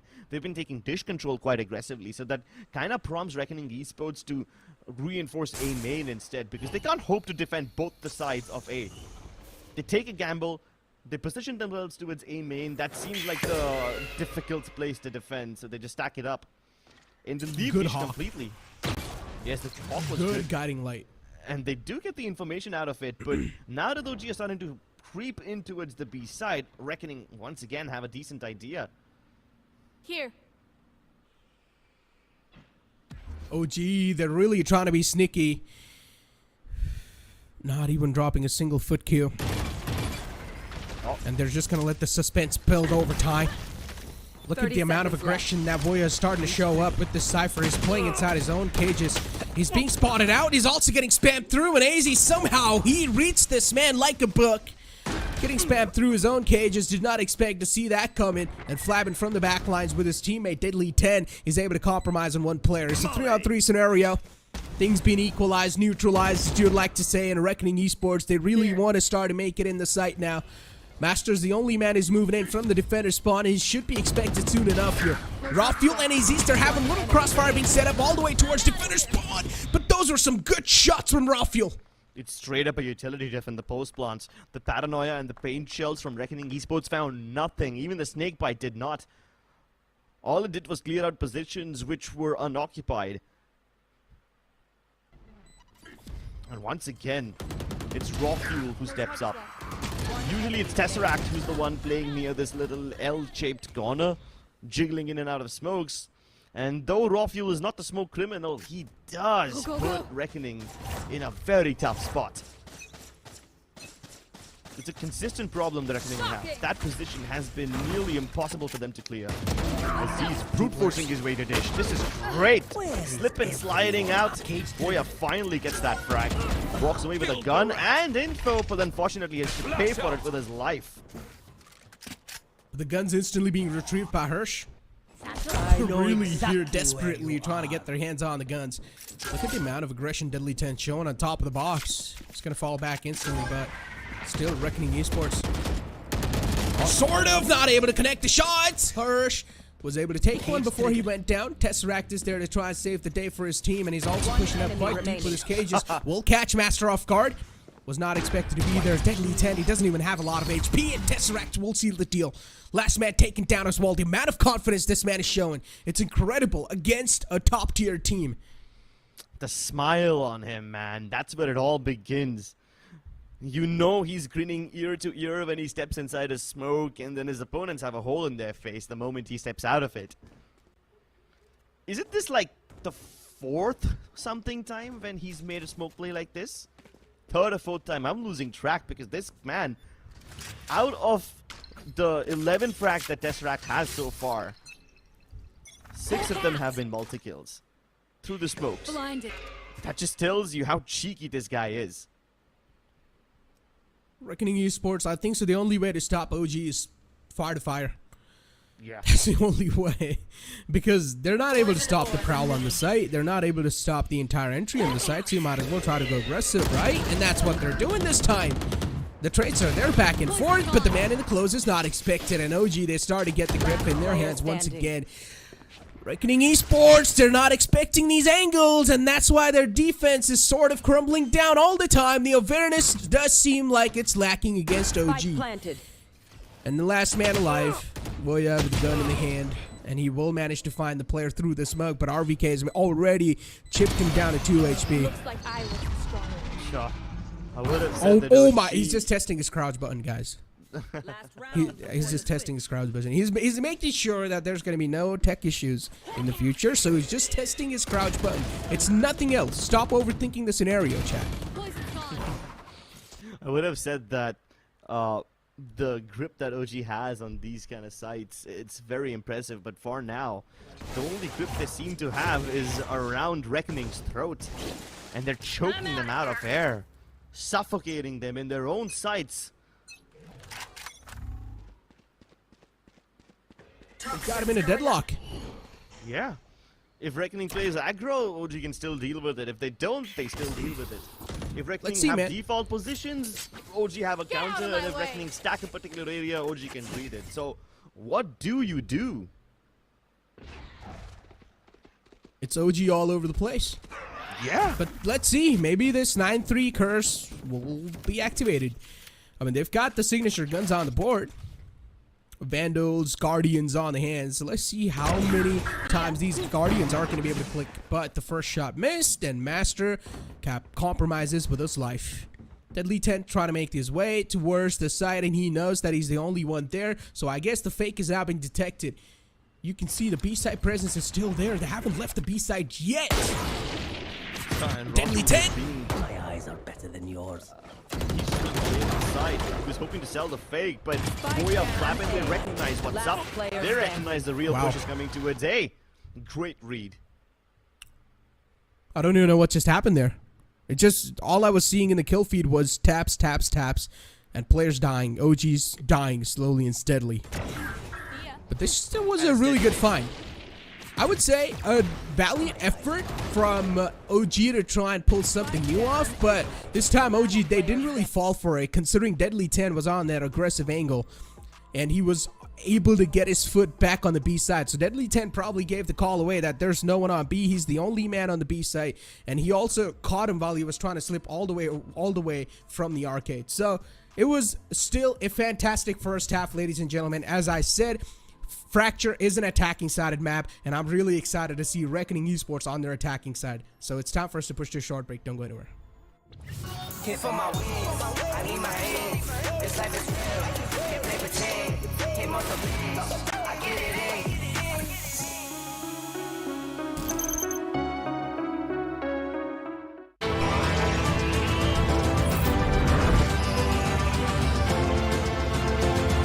The all-new i20, born magnetic. Here for my wins, I need my hands. This life is real, can't play pretend. Came off the wins, I get it in.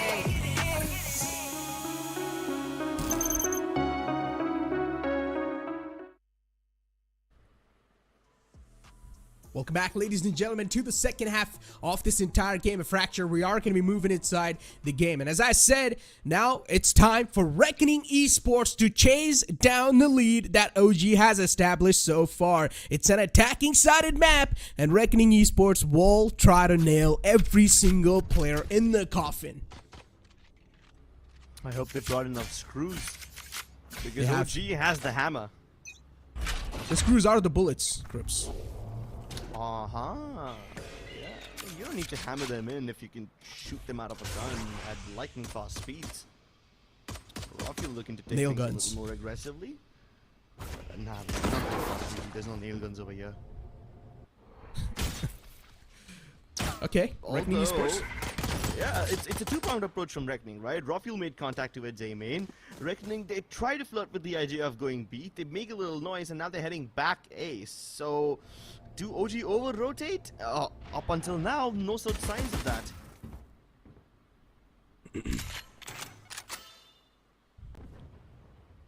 Really peaceful approach, but look at OG. They're starting to capitalize from the back now. They're wrapping around, and Reckoning Esports, they're gonna have a surprise soon enough, and it's a huge surprise.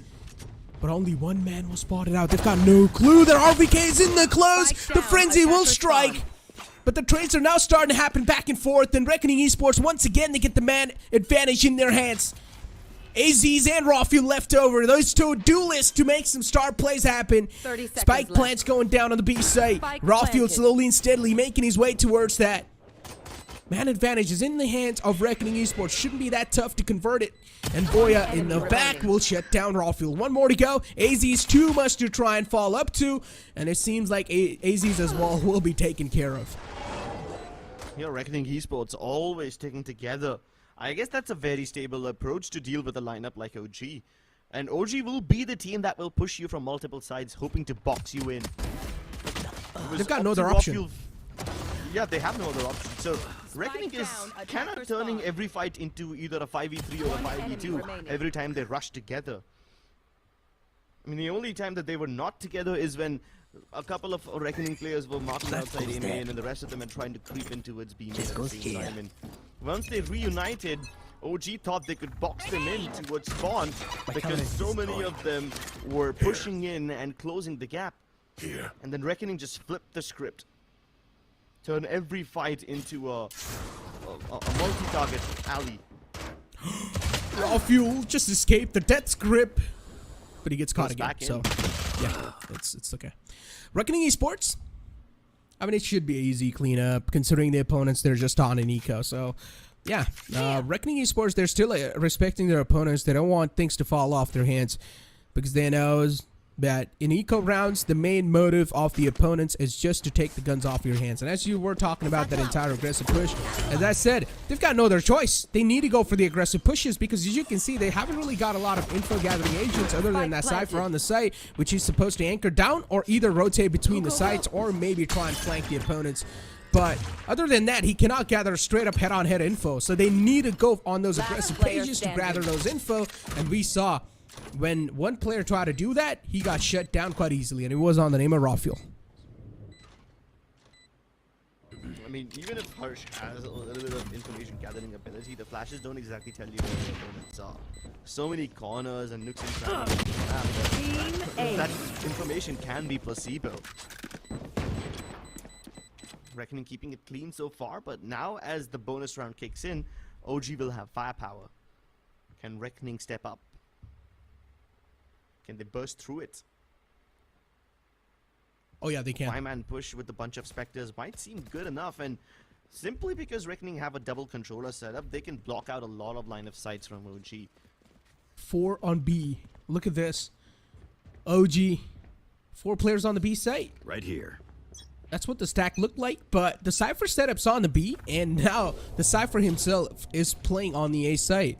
And this is the advantage of having a Cypher on Fracture, considering you need to be really quick on your feet, and Cypher allows you to do that.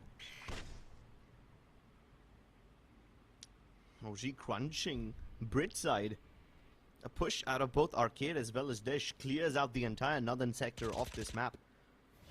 Tells them what they need to know, but they don't know what Reckoning's real intentions are. Whether this contact towards B main is just a ruse or whether it's a full commitment. And so far, with the Sky Smoke and the Aftershock, they've pushed Reckoning back.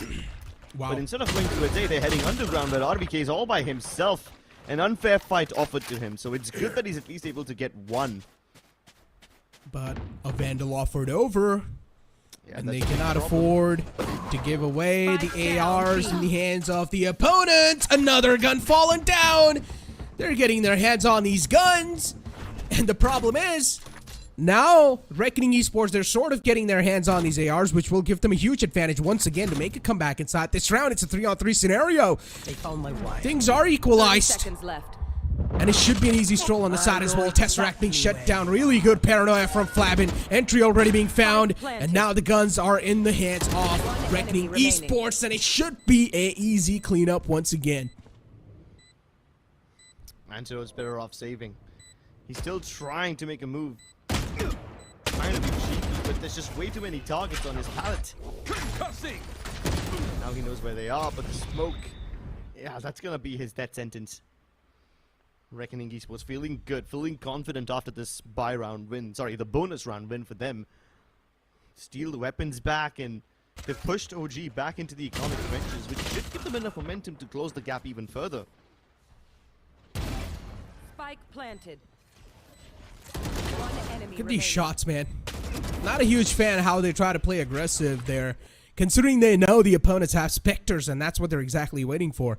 If you give an up-close fight to a Spectre, you will always lose out that.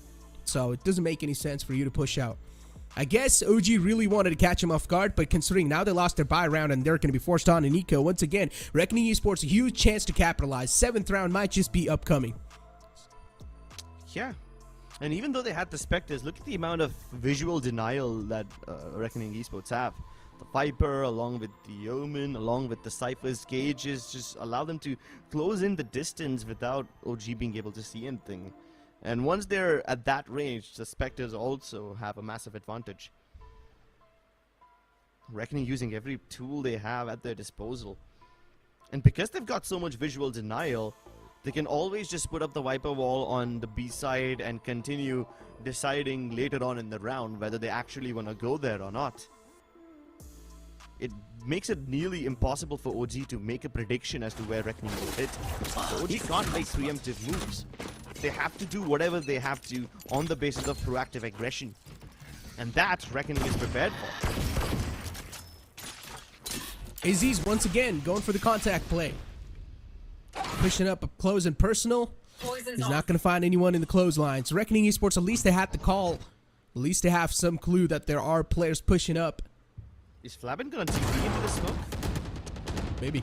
It's just put down to make sure that nobody can beat that from the left hand side. So Reckoning can focus towards arcade and towards the CT spawn more. But when Rockel's got the sheriff like that and his 6 sense is on point, why do you even need Vision Antidote protecting Deadly only for a moment? But Harsh avenges his fallen comrade. The crossfire was perfect. And now OG, they're only left with 2 players. Tesseract and AZ's. It's a 2-on-3 with not the suitable amount of guns in the hand. Only sheriffs to try and pull something off here. The only way you can pull off this round is hand out some haircuts to the opponents, but it's going to be Flabin who does that instead. 9-7. Reckoning Esports heading towards the equalizer really quickly. And they just need to win one more round. If they win this one, then OG will be broke again. They finally have enough money to muster up weapons. But like I said, this is a must-win round for them. If OG lose this, it's not just 9-8, it might just be 9-all.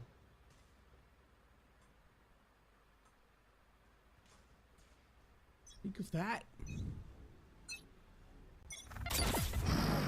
And you've got Flabin TPing around once again. This man on the Omen has been a menace. Sort of a nightmare for OG.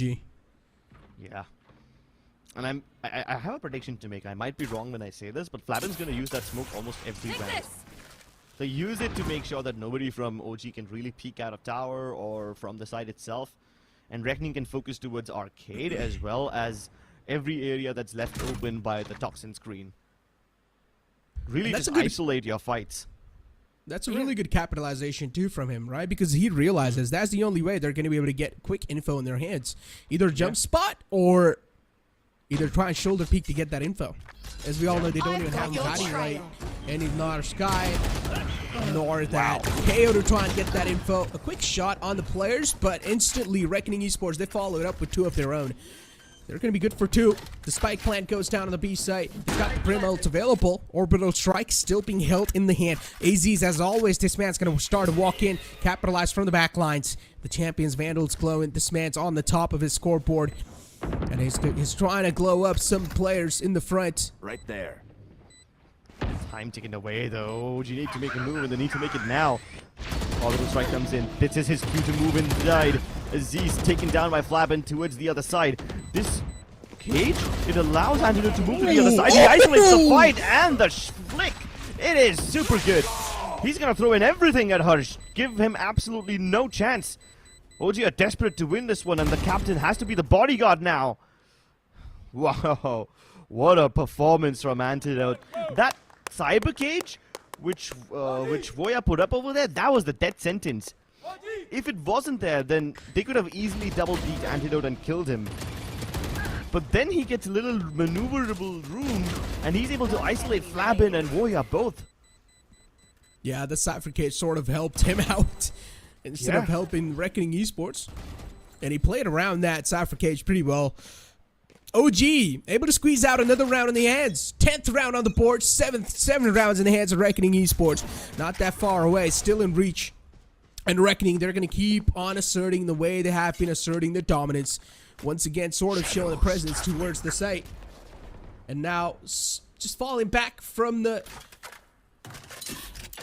cave all the way towards arcade. Let's see what sort of a strategy this time Reckoning Esports will try to bring to the table. Because considering the opponents used their Rolling Thunder, even Orbital Strike in that previous round, so they don't really have a lot to live up from. They don't really have any sort of ultimates anymore. Raw fuel, shots being baited out. Control taken in the hands, but Tesseract's ready with the Judge in the hand. In the close, he will of course have a huge advantage, and he gets the man in the close.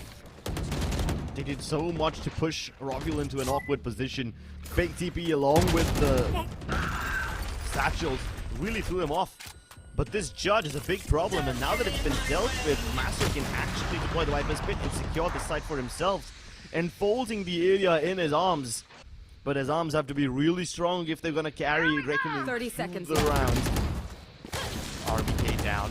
That's Hoya's flank coming to fruition, and he's gonna go underground, hoping to circle them around.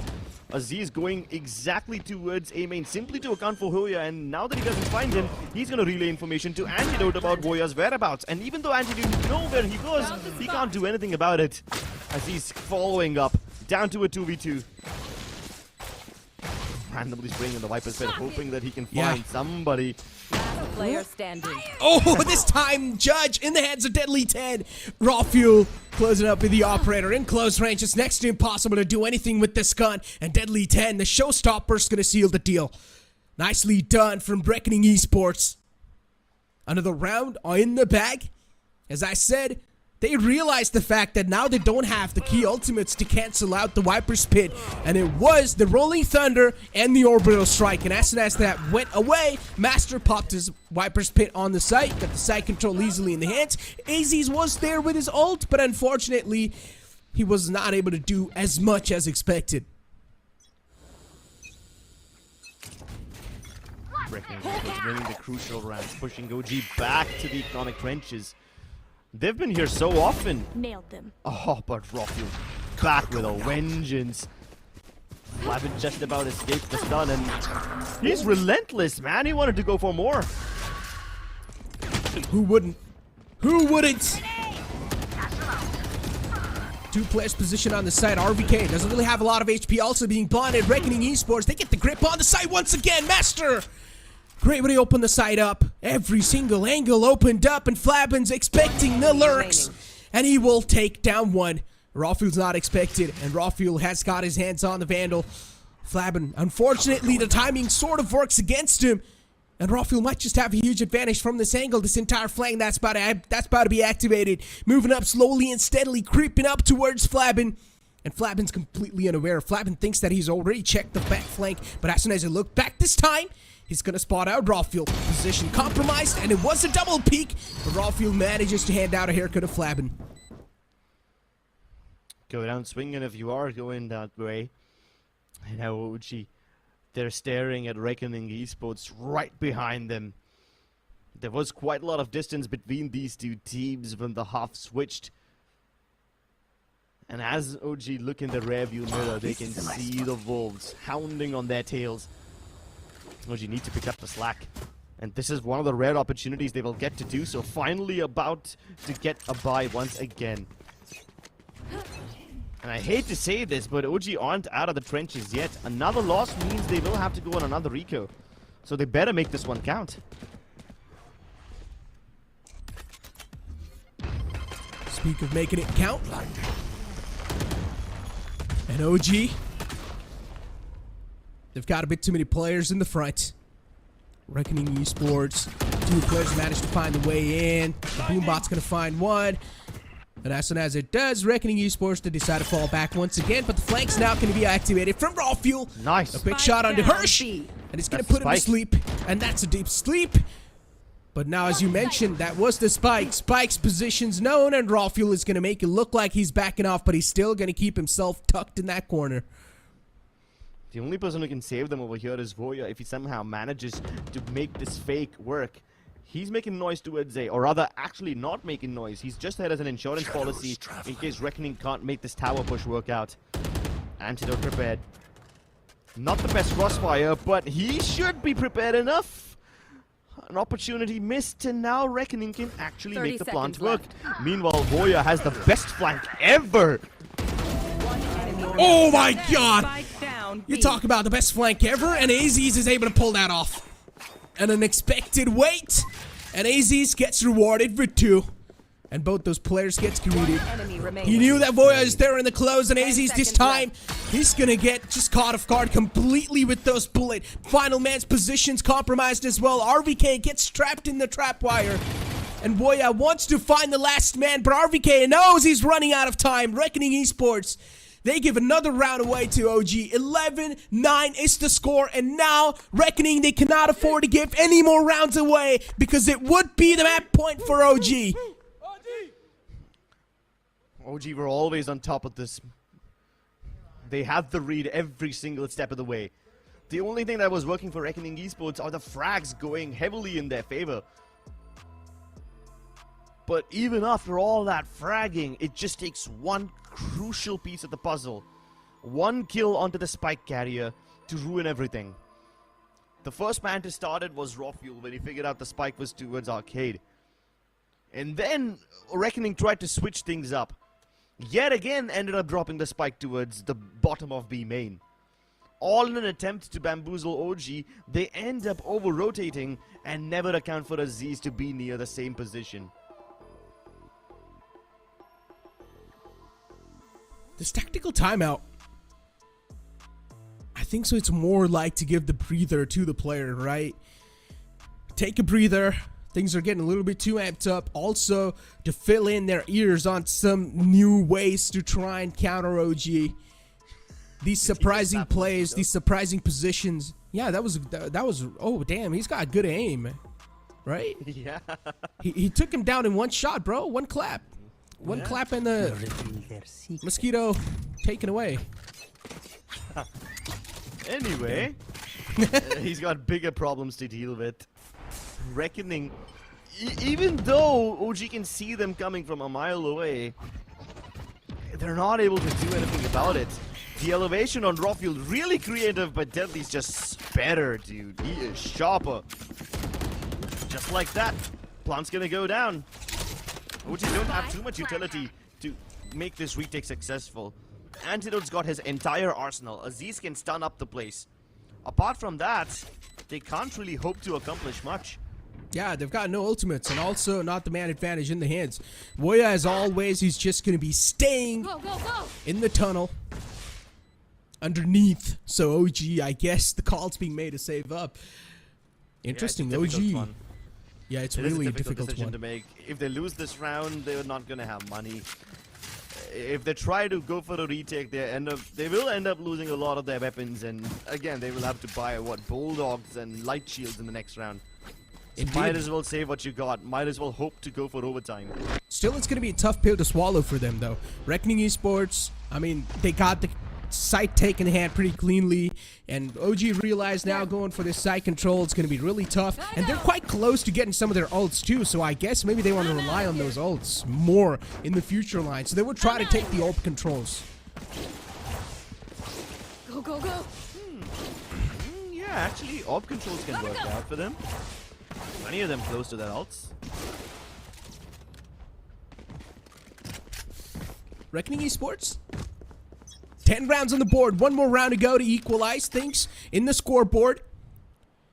And so far, OG on the other hand, they're really hoping on this map point. They just want to convert this round into map point. Seekers out, and now the players are going to start to march up with the Seekers too. Master was being there, but unfortunately Hirsch is going to be the one who will be capitalized.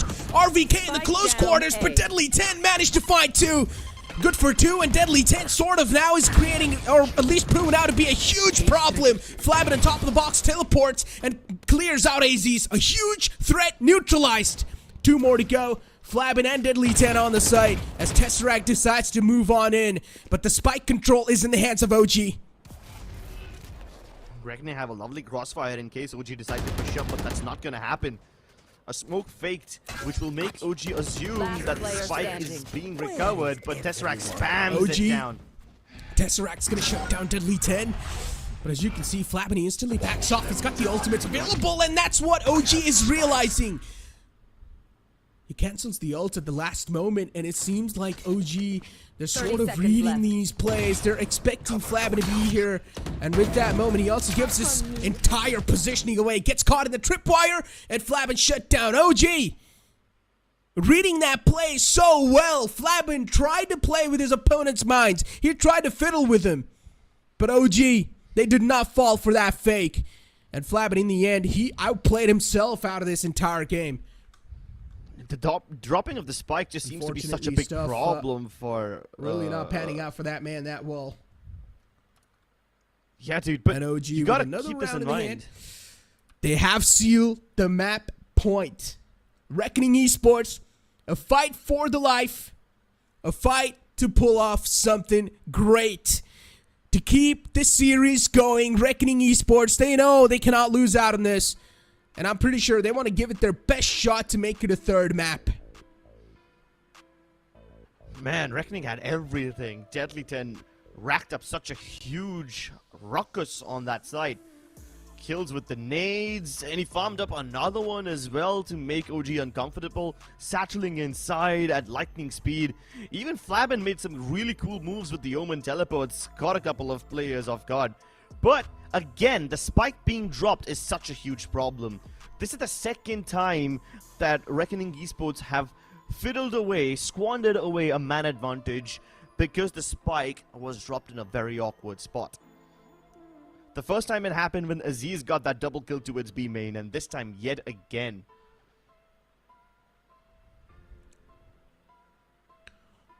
Oh man, 10-12? Way too close, way too close. I can feel the heat, Crips. I'm already starting to sweat. 2 more rounds to go for Reckoning Esports to take us to OT, and this technical timeout is right on the time. Might just be the momentum breaker here that Reckoning Esports needed, yeah, to stop out OG. I hope. Standing.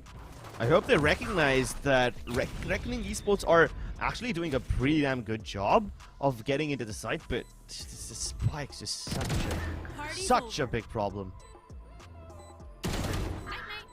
These shots, man, really just straight up hitting the dome.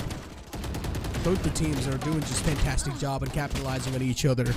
But at the end of the day, the attacking side always starts to reign supreme. OG, I mean, later on, it does seem like they have sort of started to get a grip on what exactly Reckoning Esports are trying to do. And that's why you're seeing them position in some positions that Reckoning Esports are not really able to expect. OG have always been the kind of team that tried to go to these flanks, but Reckoning always try to stick together. At least that's been the narrative so far. Let's see if that changes. Because even with the superior numbers and the brute force of Reckoning Esports, they somehow find a way to give away advantageous rounds where they have numbers as well as weaponry. And OG have had a tough time here so far, man. They had a great first half, but ever since then, they've been struggling to string rounds together. And that's exactly why you see OG in these eco rounds so often. Reckoning used that economic disparity to double the gap. And they almost equalized the scoreline at one point, but now that OG's at map point again, Reckoning have their backs against the wall. Only way through is to push through it. One enemy remaining. Oh boy, this technical timeout is really lasting for a long time, man. But one thing is for sure, the confidence when both the team is now starting to show up, and especially I'm loving with the amount of mixture these guys are able to show with the ciphers from both the sides. The lurk so far has been so valuable. Even Flabin with the Omen has sort of been a menace. Deadly 10, as always, is there in the front lines to try and create some space for his team, and if possible, he is also rewarding them with them kills. Spike down. And similar type of stuff even from OG. Their comp so far, it hasn't been working that supreme, but they have managed to squeeze out the last 2 rounds that they really needed to keep them in the match point. And this technical issue keeps on lasting. As I said, these technical pauses can really be a huge momentum breaker, and this might just give another lifeline that Reckoning Esports needed. You never know, man. Exactly. Anything can happen. add to that the fact that you cannot talk to each other. I mean, you can't talk to their coach during the technical timeout. It just makes things so much harder, right? Unlike a tactical timeout where the coach can chip in, you don't have that line of communication. So it's not even like you can take a fresh perspective and hope that that will solve your problems. Maybe figure out a pattern or two from your opponent team. Exactly. But you can also see, right, that lack of breach as well. Sometimes you're witnessing that from Reckoning Esports. Yeah. Sometimes it's felt, especially that breach tremor can be so useful in creating that crucial space for your team on the site, forcing the players out from their crucial spot in an uncomfortable spot. That aftershock as well. I'm glad you brought up discomfort. So that's the thing, even though the breach is basically a staple on a map like Fracture, the comfort factor for Reckoning Esports here is that they can use the amount of visual denial they have to push OG out of their standard spots. So OG can't really keep holding the standard angles. They have to reposition themselves, which definitely breaks up their crossfires and makes it somewhat easier for Reckoning to move in. So just hoping that the visual denial is disruptive enough that OG can't establish crossfires. I especially love that play from Flabbin where he teleported on top of the box and his smoke was already there and he was able to get one kill from that. So even Flabbin's able to pull off some nice shenanigans to help out his team to get the side control. But ladies and gentlemen, the tech pause is here and that's why we're going to get it resolved in this short break that we're about to take. Can't feel my wings, I need my hands. This life is real, can't play pretend. Came off the beach, I get it in.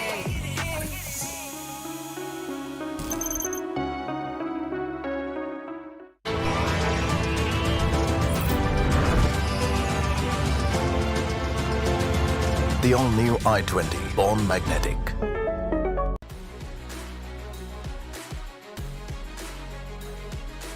Making dreams come true and memories happier.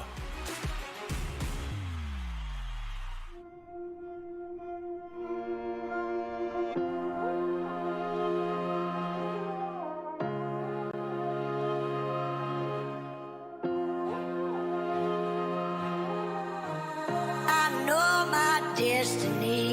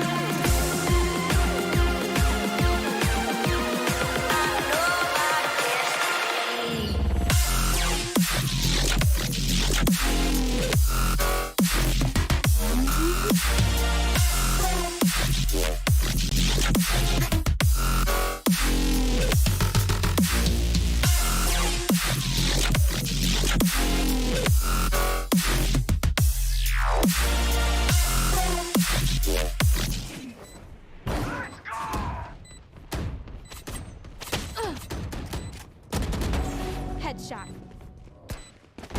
One enemy remaining.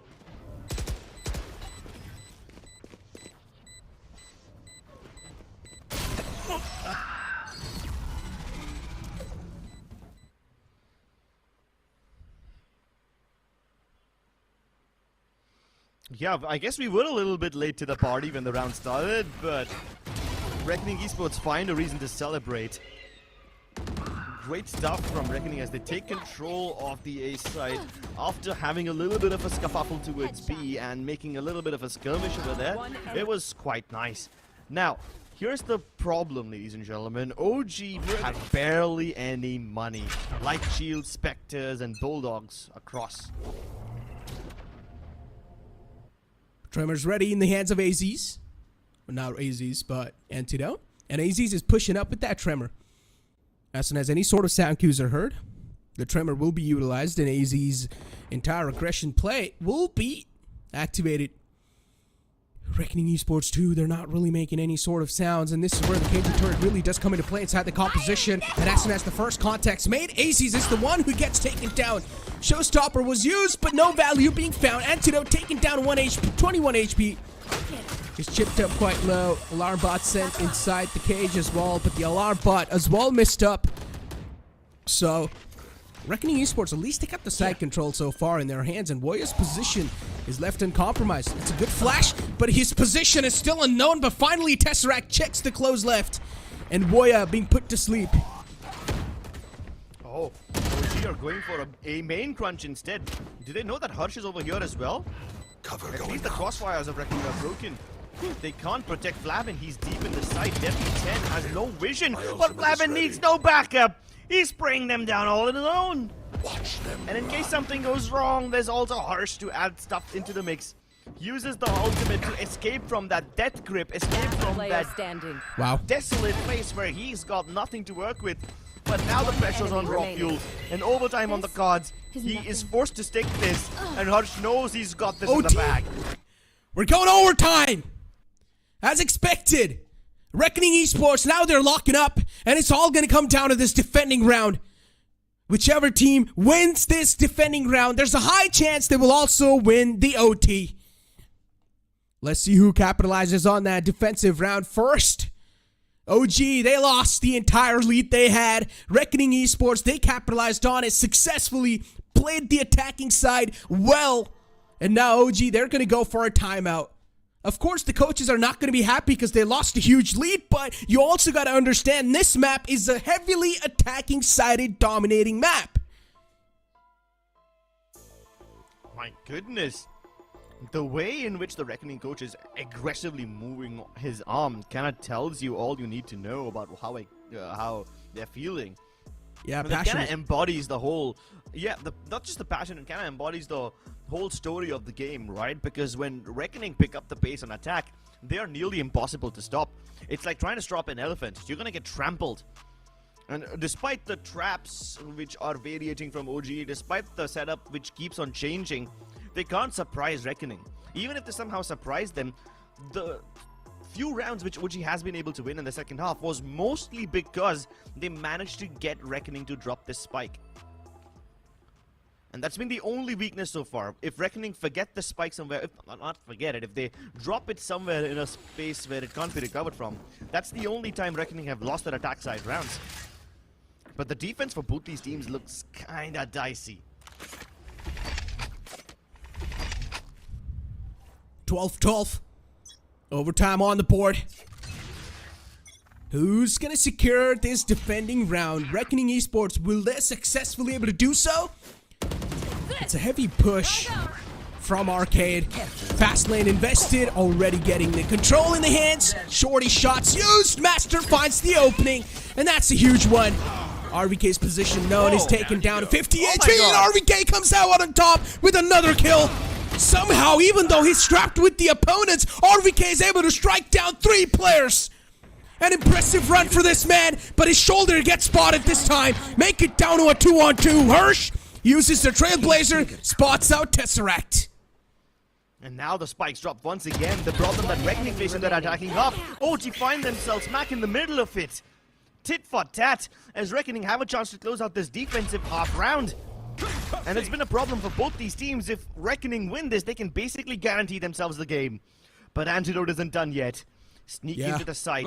Reckoning players have reunited with each other. They're hoping to trade along with them. They just hope that they don't give away 1v1s to Antidote.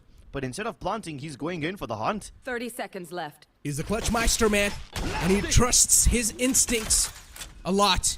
Good aftershock, that'll buy him the time to go for the plant, but unfortunately, the paranoia is on the board, and the coach is hyped up. He knows how much this defending round means to them. Nicely played from Reckoning Esports. This time the resistance works out when it's needed the most, and now the attacking half, it shouldn't be as tough. The only reason why this round was even competitive is because RVK decided to push through his own smoke. Tesseract used to do this all the time when they were hitting B, and it worked out wonders for them. So RVK thought, why not go for it again? Why not use the one thing that's been working for us? But despite playing to their strengths, OG succumbed to the attacking side round. And this is the one mistake they couldn't afford to make. Icebox seems inevitable at this point. Unless OG can flip the script and put up a defense round of their own. Something that they've struggled to do throughout the entirety of regulation. I highly doubt, man. The reason why is that Reckoning Esports, they're just able to bring so many variety plays on the board. I mean, even OG, they were able to, but unfortunately, they got stuck in that pattern where they thought, okay, maybe if we're going to be able to dodge all that Cypher utility once again through the arcade and make our control on the B side, just like they did in the first half, it will work out. But this time, Reckoning Esports, they switched up their setup. They were ready for it. And Boya was able to deny that entire Heaven control. And right then and there is where things started falling apart. Not having Heaven control in your hands, not having that tower control sort of hurt them a lot.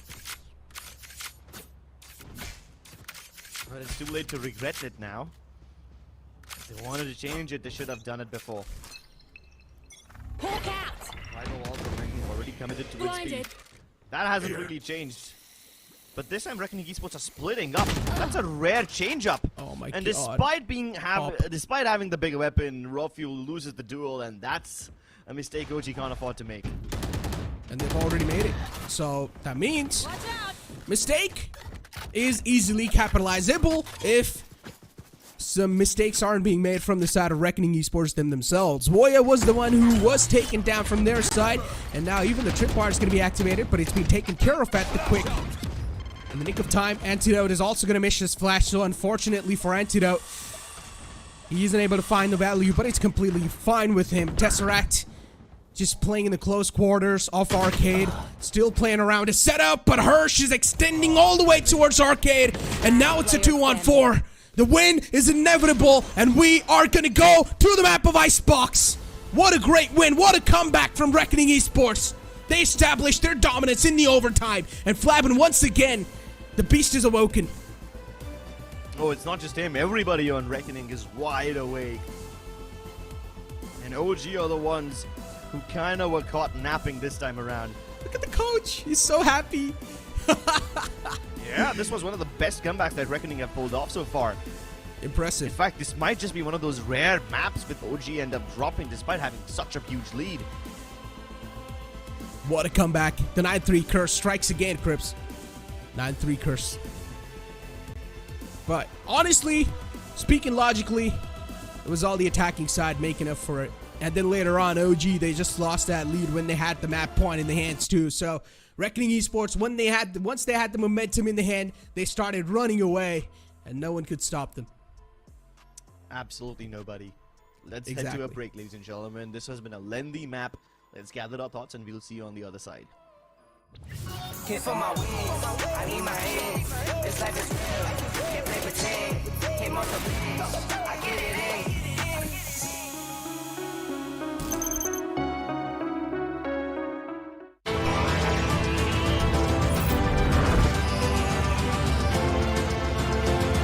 The all-new i20, born magnetic.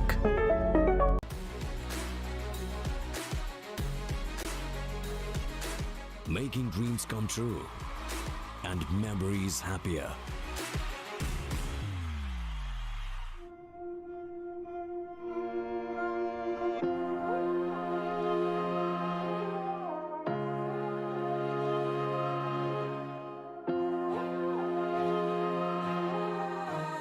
I know my destiny.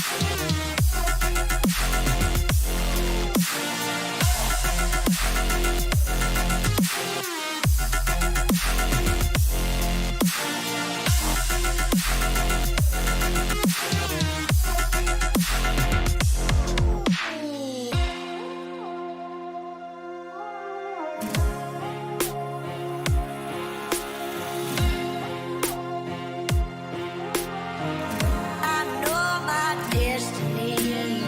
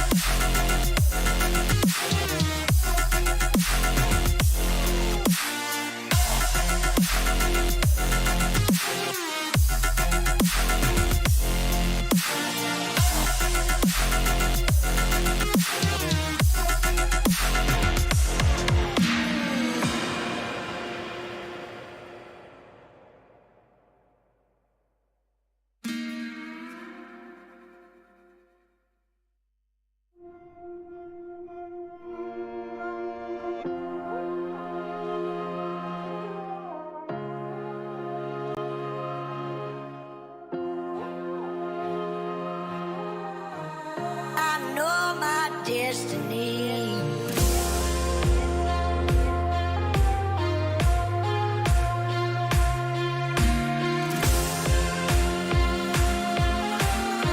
I know my destiny.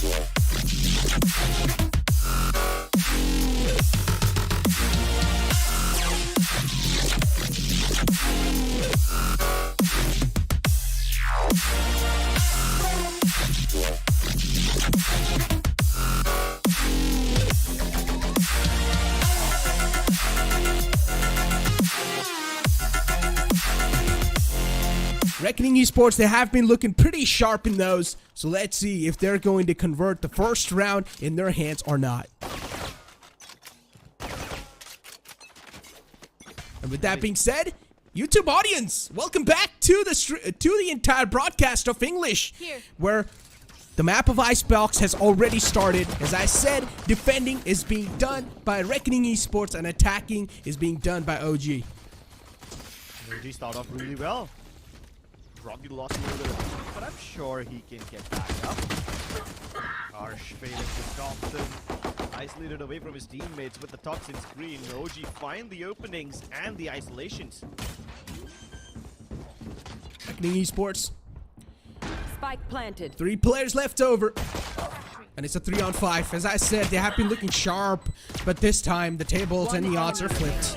RVK in the close, and oh, that's a quick shot. A quick tap on the head of Master, and a flawless round from OG to start things off. Great way to kick things off on the pistol round. Let's see how the upcoming rounds are going to be looking like. I mean, the anti-eco should be won by them as well. And as soon as they realize that Master's on the lurk behind, most of OG players have decided to double peek towards screens, kill anyone who's holding the top of rafters, eliminate any possibility of getting crunched. OG see an opportunity and they seize it.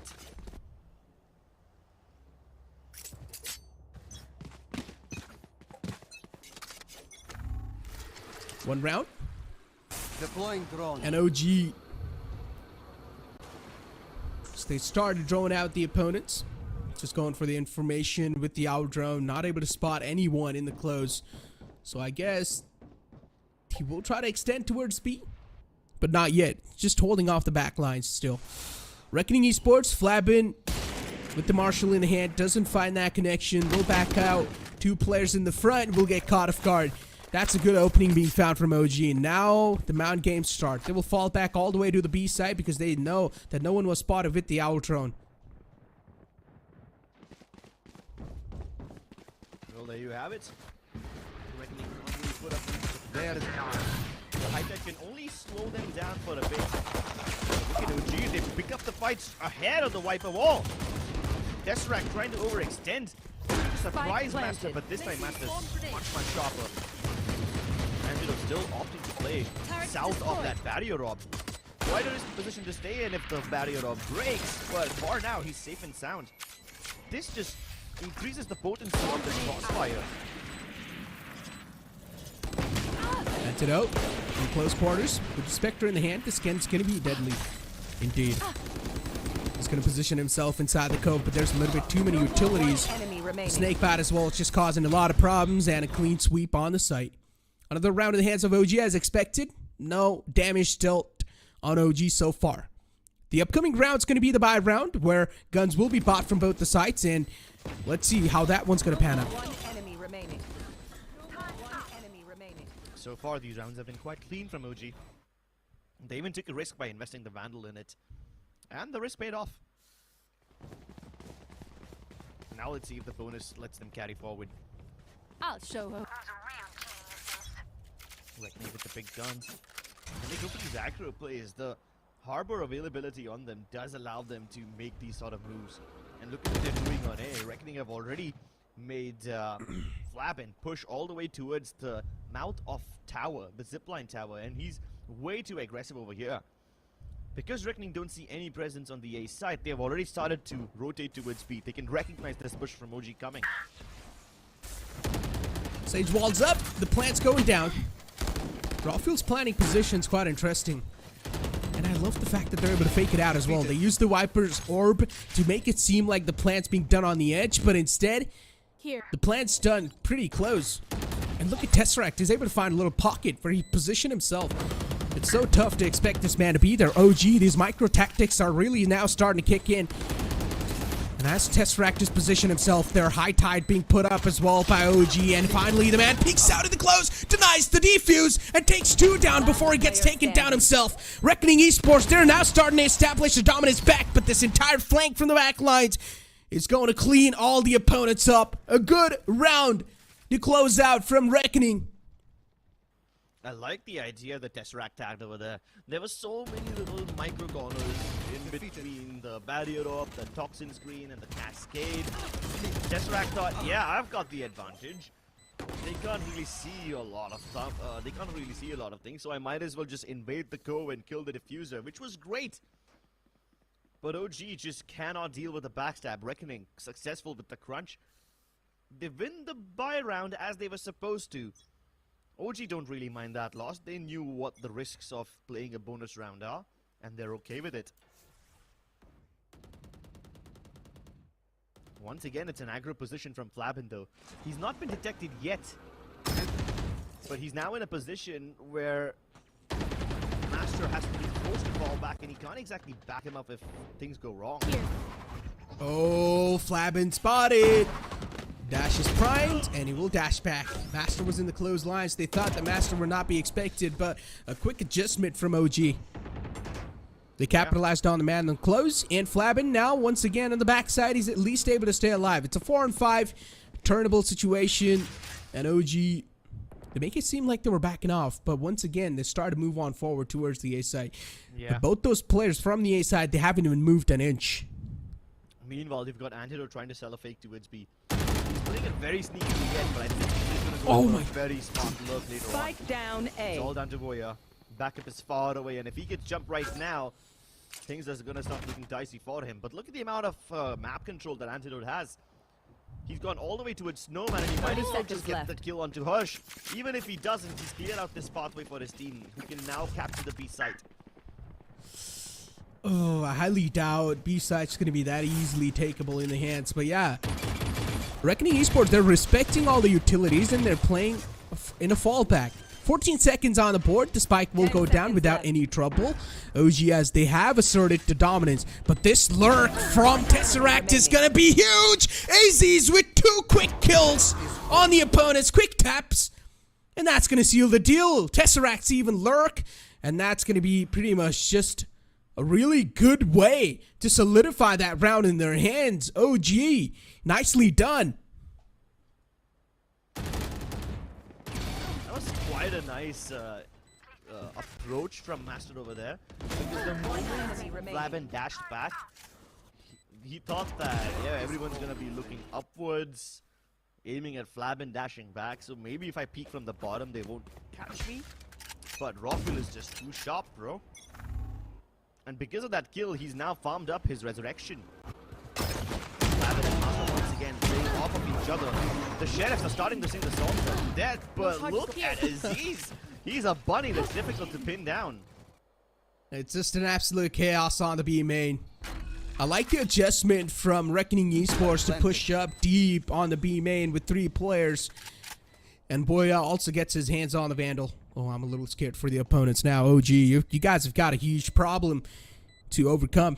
Voya, the Sova, doesn't have any sort of utilities left. A little bit more time to get the entire recon dart in the hands, but before that, he will be dealt with. RVK was the man who will take him down, and OG, another round of the board. Once again, OG, they're always able to start off with these leads in the hands, but then later on, Reckoning, they're just able to take it back in their hands once again. Those shots were really juicy though. Super impressive to look at this kind of stuff regardless of the outcome of the round. I mean, Reckoning were destined to lose this. The economic situation they find themselves in was slightly dicey. But this time, things look better. Ultimate slowly popping online from either side. Viper Spit and Reckoning on Reckoning. Oh god, I always get making this one. And I still do it every time shamelessly. This time though, OG have switched up their approach. It's a triple invasion into tubes. And above it. Scanning ahead. Jump shot from Hush. Shows them all you see. The Hush's Fury going vertically. It's nearly impossible to dodge this. And Voya capitalizes on this one. The timing OG find themselves stuck in the tube and of this Hunter's Fury, it is tragic.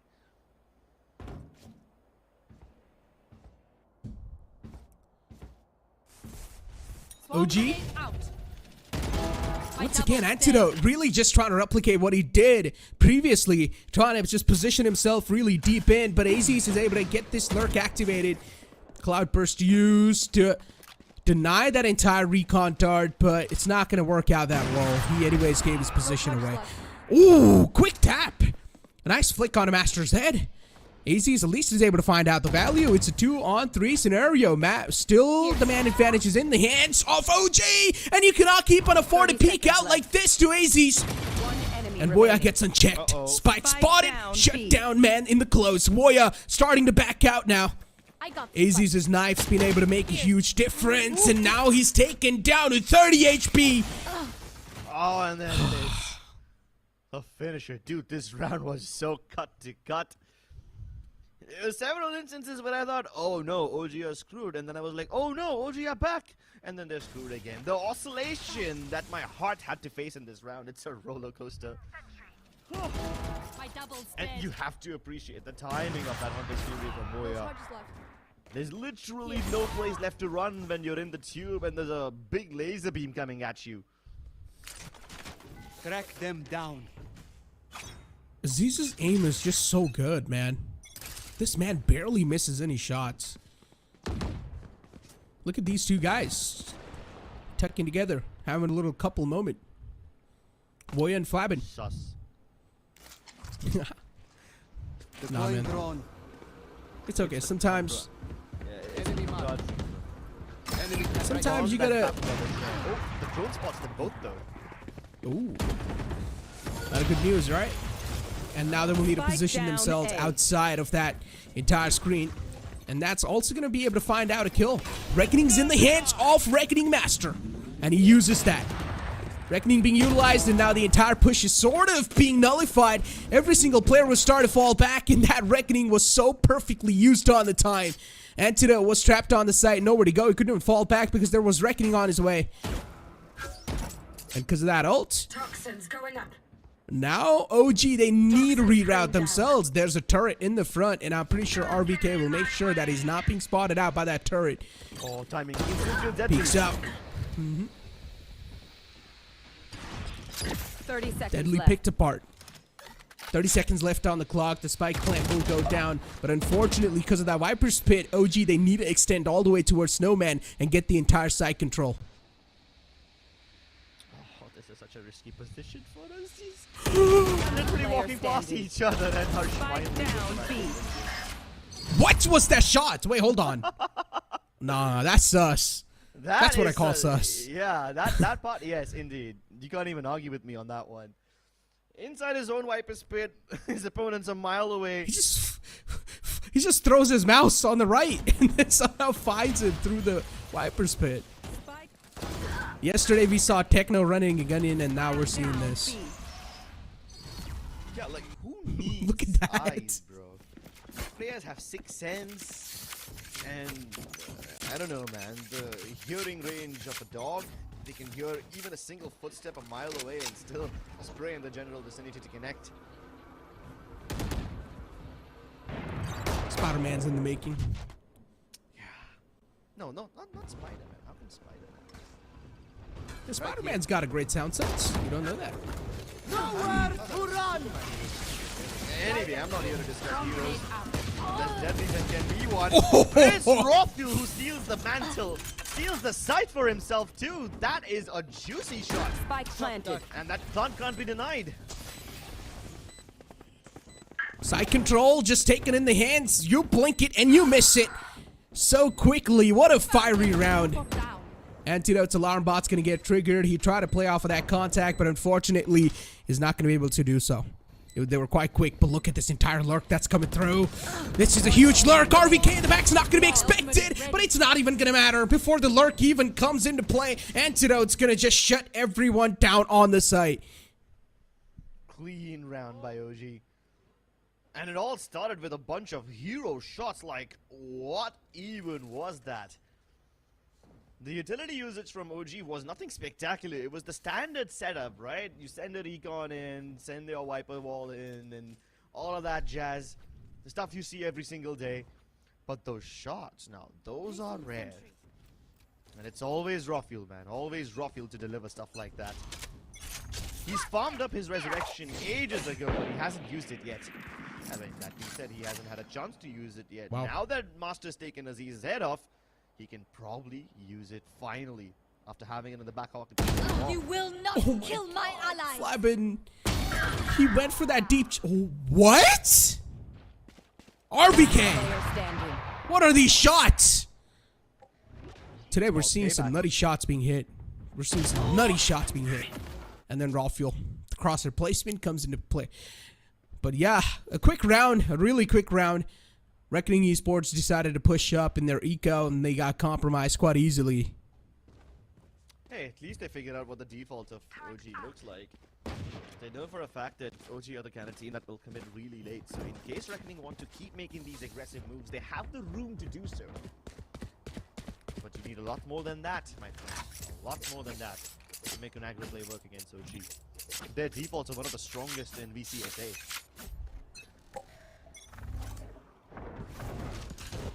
Speak about that, and recon dart being taken care of. Take flight. Once again, trying to position the operator in an interesting manner, in an interesting way. Owl drone be taken care of before the man in the close even gets spotted. Flappin! He got the trade, but the lockdown comes into play. Not a good news indeed for them.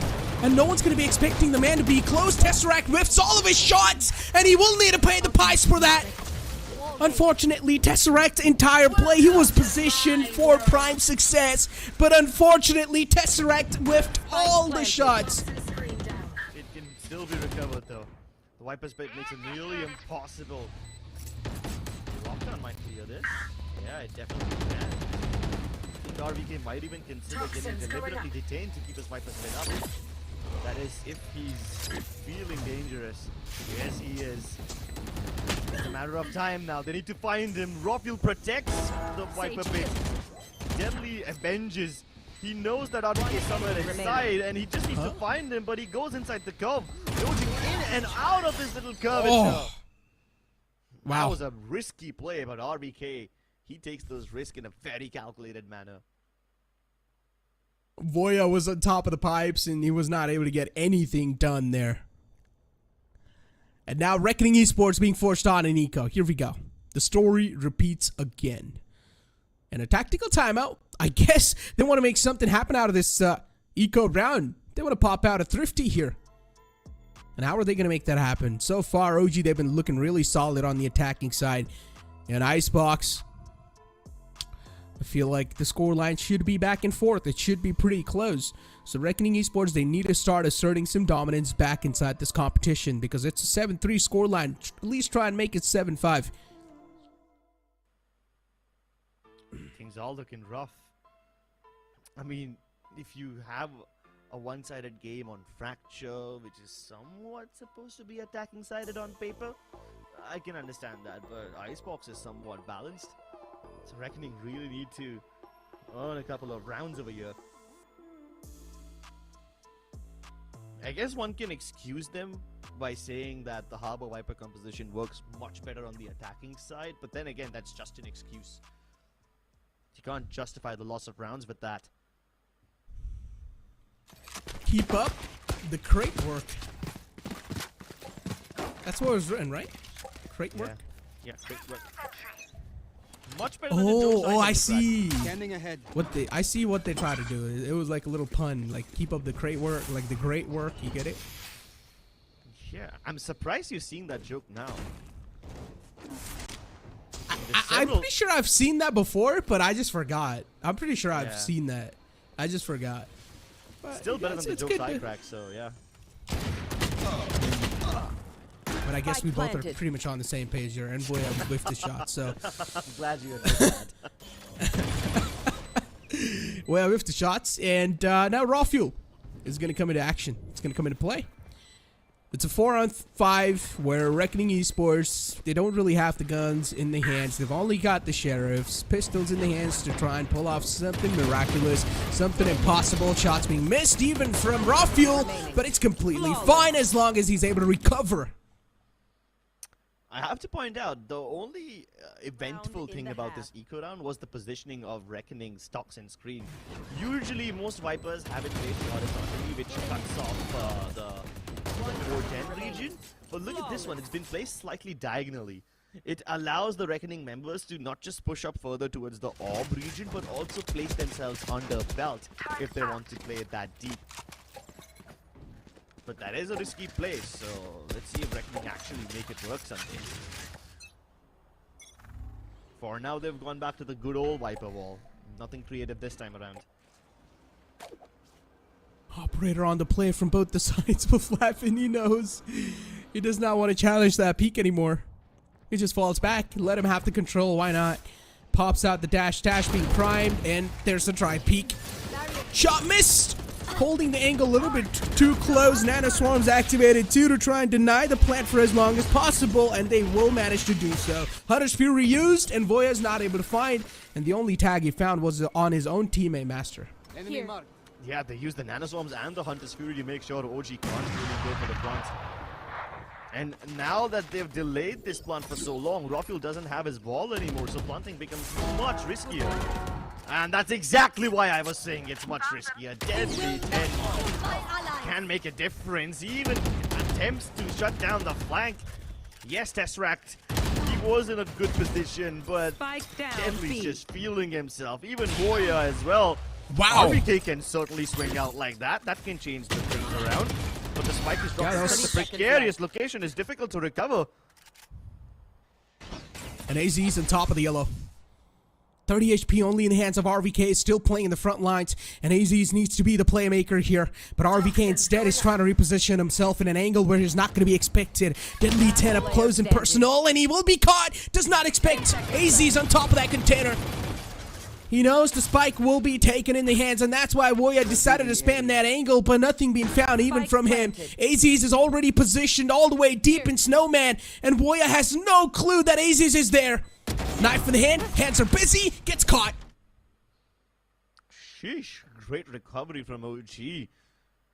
I was starting to have flashbacks of Fracture in this particular round. Remember how Reckoning dropped their spike several times and ended up losing some crucial rounds? And that's exactly what happened to OG this time. The Nanoswarms of the Hunter's Fury was used to deny the plant early on, and then OG tried to compensate for it by going deeper and hoping to surprise Reckoning, but that backfired. And yet somehow they found it together. They pieced the puzzle. Impressive first half, man. And ladies and gentlemen, as you guys know all the rituals, now we're going to be pushing to the break. But don't go anywhere. We'll be right back, man. Can't for my wings, I need my hands. This life is real, can't play pretend. Came off the wings, I get it in.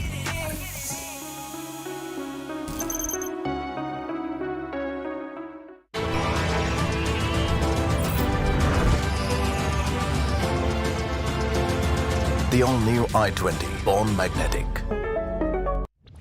Can't for my wings, I need my hands. This life is real, can't play pretend. Came off the wings, I get it in.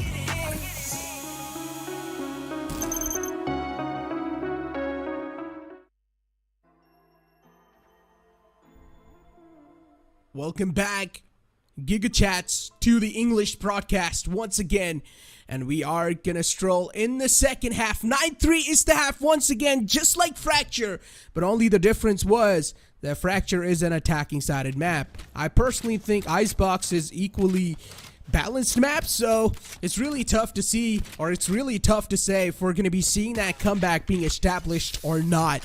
But hey, we're gonna let Reckoning Esports speak for themselves. They will have to speak loudly. Scream from the top of their lungs from the rooftops in order to assert dominance. For you. If they don't, well then Aziz is gonna keep making plays like these. A shot taken onto Hirsch, falls back with the heal. Now it's up to RBK to delay things over here. He falls back instead of trying to go for the fight. That's Rice. They won't really pick up the fight until they figure out where the spike is for sure. Deadly 10's all the way in the back. You can see this man lurking around. Still holding for the A flank. Isn't going to spot anyone out. I guess he will try to activate the mid lurk soon enough. On the other hand, there's only raw fuel on the A site. In case if there's a fake, Rock Fuel will of course try to play it around the Viper's wall and try to pull something off, but it's a B-side take. So OG, they've got a huge wave of enemies trying to cross on over on the opposite side, and Flabbing overextends. Woya tried to go for the trade, but Hirsch once again extends all the way deep, but he's able to find out the trade. Hirsch with another one. How is this man able to pull off kills like that?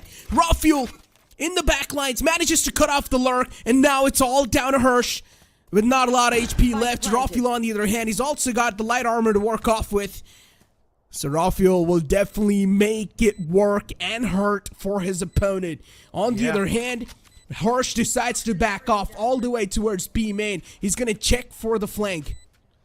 And this is such a difficult situation for Hirsch to be in. Even if he headshots Raw Fuel, it's not going to be enough. The ghost doesn't kill you if you have light armor. And Raw Fuel's got the barrier up. Good luck. Oh, Hirsch is giving away the footsteps. Raw Fuel knows where he is. A single body shot's enough. He takes his head off for good measure. Oh my god, he's just testing his crouch. Why are these guys testing their crouch button so many times, man? I honestly just don't get it. It's quite humid over there, so, you know, it might just collect under there. Especially on the edge of the keyboards, that's why they're doing it. I think so first time, even the first time it was Raw Fuel, right? Who was testing it? I think it was Tesseract or Aziz. I don't really remember who. But yeah, it was one of those. But yeah, easy solution, buy better keyboards, that's all. I guess, yeah, just like they're just testing their crouch buttons. So anyone in the chat, if you guys are overthinking the scenario, no. It's a friendly neighborhood environment, guys. No one's gonna go for any type of those shenanigans. They're just testing the crouch buttons. But a tactical timeout being pulled out. Coaches talking to each other, considering now they've lost out on the first map. It was the 9-3 curse, which was supposed to be activated. Now it's a 10-3 scoreline, and it's the double digit being activated from OG. Yeah, and this is one of the first times where OG seems like they won't squander away their lead. Reckoning backs against the wall once more. At least they got the plant, so they have the potential to force buy, but will they do it? The problem is, Reckoning Esports are relying too much on their harbor util to get that plant down. And if things go south, if OG decide to disrespect the harbor util and the Viper util, just peek out of that or send shock darts to deny the plant, then Reckoning don't really have an answer. The only response they can probably go for it is shoot OG down, and that's much easier said than done.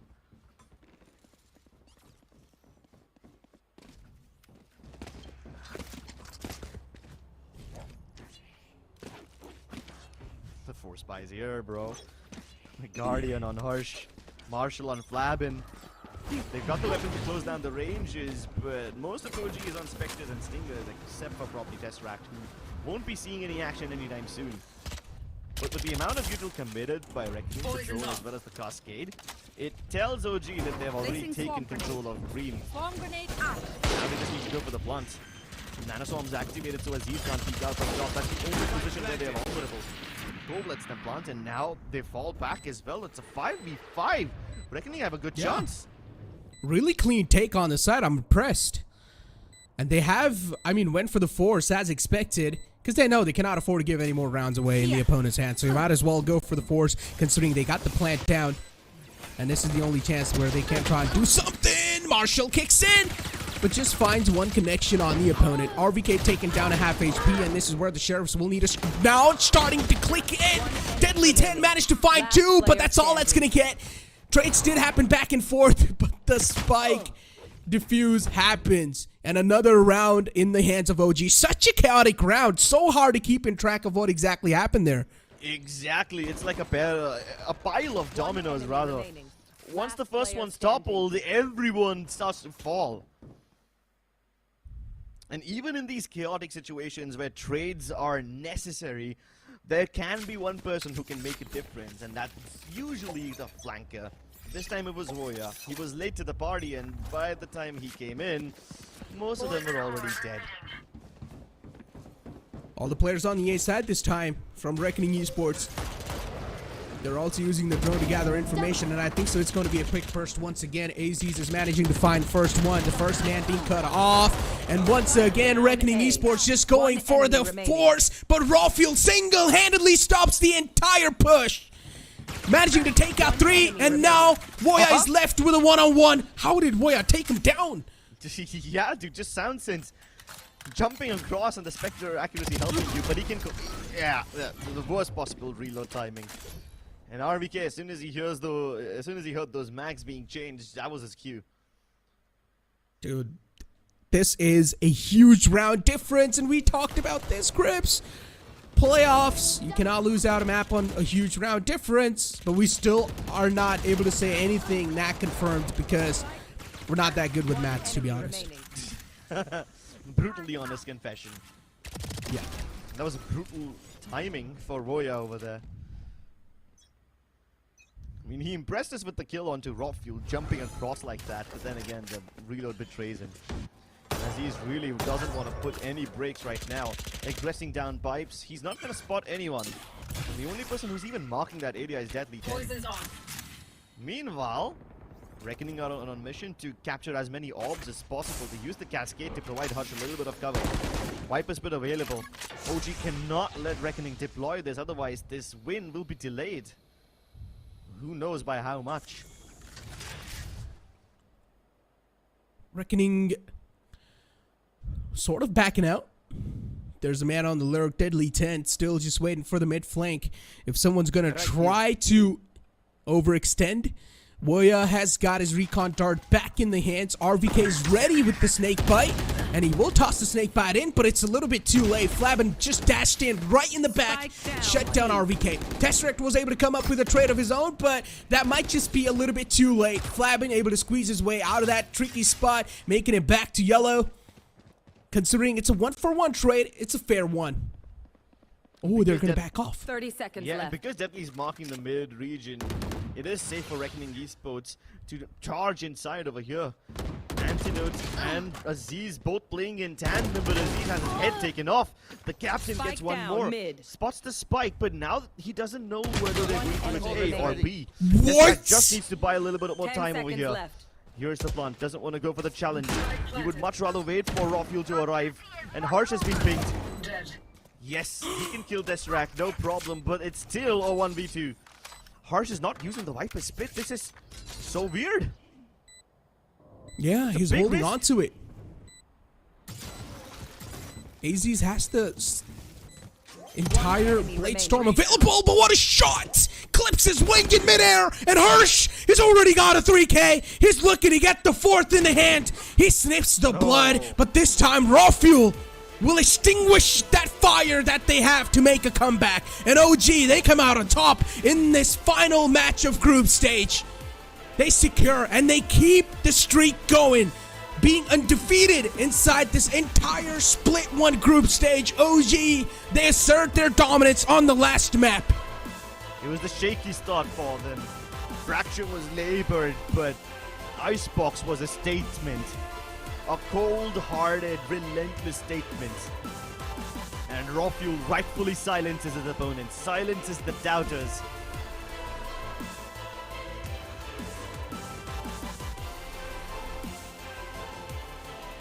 Incredible game from OG. And now they're going to group up once again. Because they did well. They need to appreciate each other. Fracture was lost out, but this is something OG will definitely learn a lot from. And I'm not going to lie, I want to see Reckoning Esports in the playoffs. I really want to see this team. This team has some incredible amount of caliber. And if more given more time, I'm pretty sure this team will be primed for success. Reckoning Esports had so many brilliant moments today. From the adaptations on Ascent to the comeback on Fracture, they put on one hell of a show. And regardless of their loss, Reckoning can stand proud in the fact that they gave OG a good run for their money. In fact, with their win on Fracture, they might as well have confirmed their presence in the playoffs. They have. I mean, they maybe not.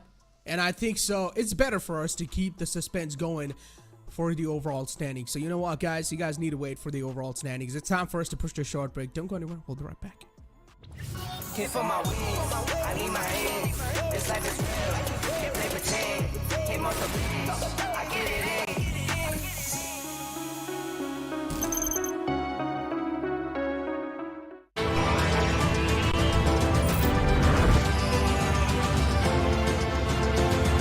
The all-new i20, born magnetic.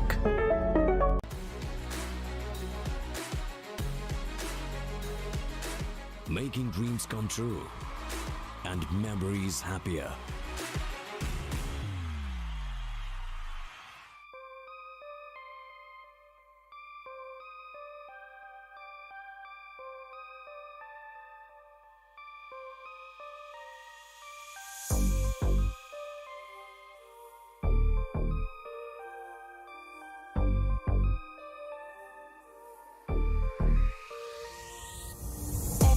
On track, now we gon' way up. W's as easy as a layup. Working late, stay up, stay up. Counting all the way up. Counting blessings, yeah, you know we pray up, way up, pray up. On track, now we gon' way up, way up. Now we gon' way up, now we going. On track, now we gon' way up, way up. Now we gon' way up, now we going. Keep the same energy. Work on being better when I'm 70. Your drip is just a water spring. You know I drip different, this is 7 seas. I deal with life different, make that limit squeeze. Went off for my style and identity. Better bounce back and get the cheddar cheese. I guess that's why they envy me. On track, now we gon' way up. W's as easy as a layup. Working late, stay up, stay up. Counting all the way up. Counting blessings, yeah, you know we pray up, way up, pray up. On track, now we gon' way up, way up. Now we gon' way up, now we going. On track, now we gon' way up, way up. Now we gon' way up, now we going. I got his band like I'm Barry Bonds. Running through the money, but the money's long. I don't love it, but I need it, keep it coming on. Only friendly, me and friends, we don't get along. I put that on my name, that I put them on. I put myself on stage and say sing along. I might book a session, do 100 songs. I'ma let you hear them just to prove you wrong. On track, now we gon' way up. W's as easy as a layup. Working late, stay up, stay up. Counting all the way up. Counting blessings, yeah, you know we pray up, way up, pray up. On track, now we gon' way up, way up. Now we gon' way up, now we going. On track, now we gon' way up, way up. Now we gon' way up, now we going.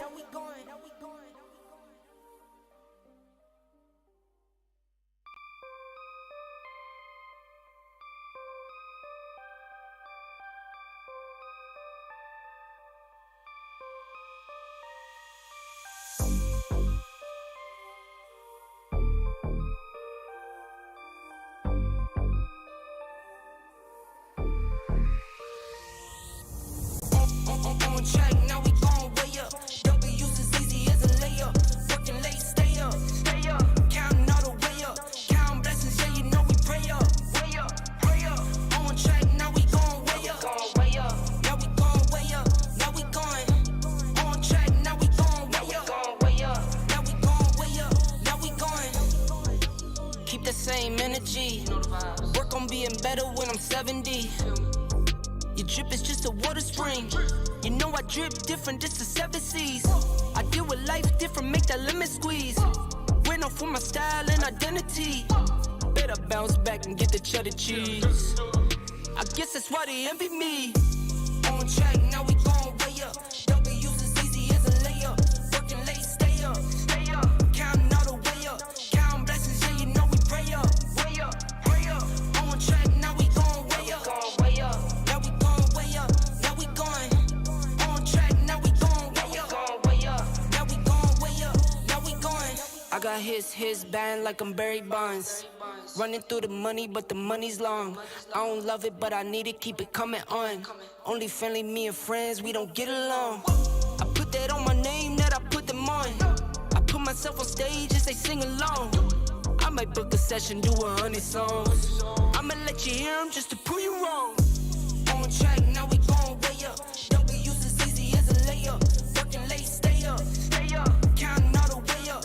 Counting blessings, yeah, you know we pray up, way up, pray up.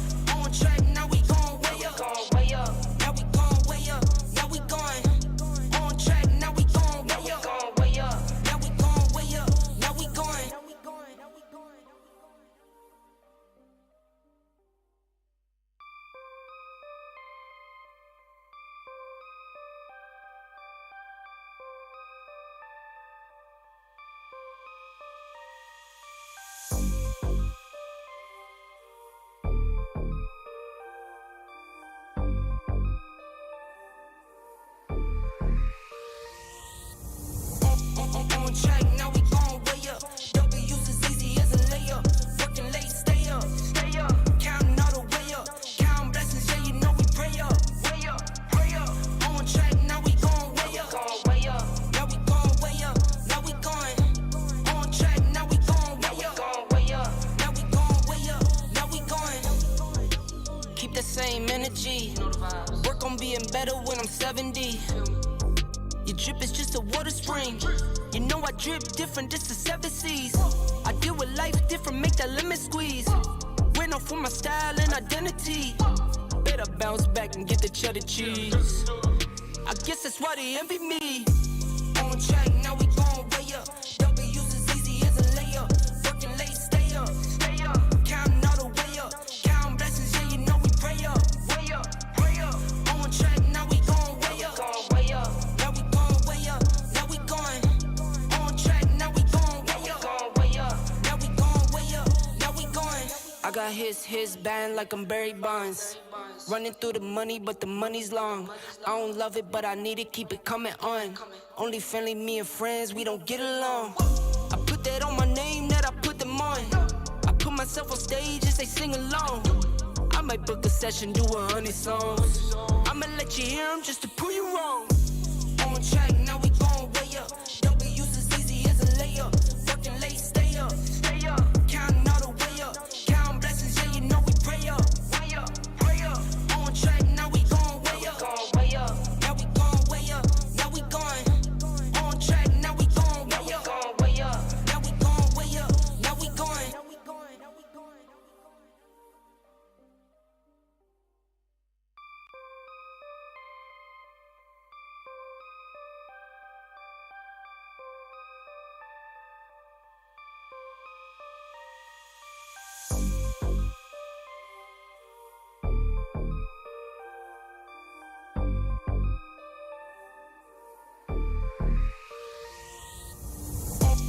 On track, now we gon' way up.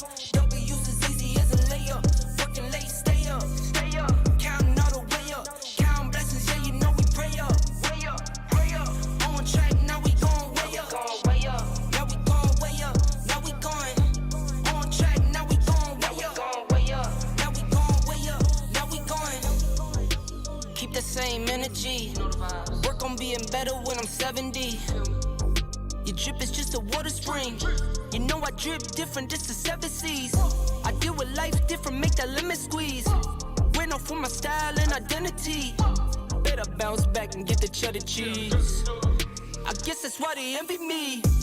On track, now we gon' way up. W's as easy as a layup.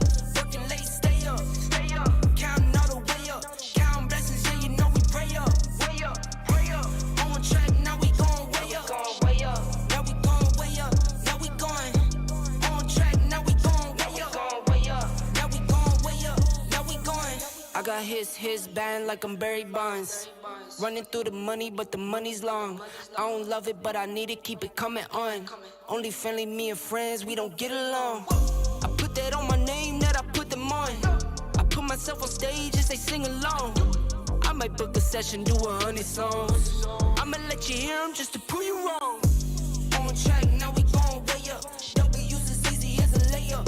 Working late, stay up, stay up. Counting all the way up. Counting blessings, yeah, you know we pray up. Way up, pray up. On track, now we gon' way up. Way up. Now we gon' way up. Now we going. On track, now we gon' way up. Way up. Now we gon' way up. Now we going.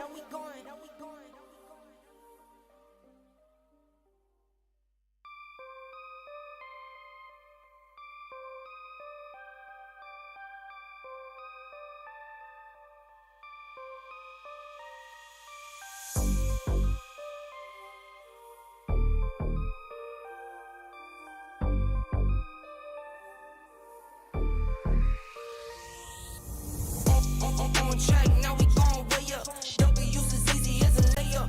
Working late, stay up, stay up. Counting all the way up. Counting blessings, yeah, you know we pray up. Way up, pray up. On track, now we gon' way up. Way up. Now we gon' way up. Now we going. On track, now we gon' way up. Way up. Now we gon' way up. Now we going. Keep the same energy. Work on being better when I'm 70. Your drip is just a water spring. You know I drip different, just the 7 seas. I deal with life different, make that limit squeeze. Went off for my style and identity. Better bounce back and get the cheddar cheese. I guess that's why they envy me. On track, now we going way up. W's as easy as a layup. Working late, stay up.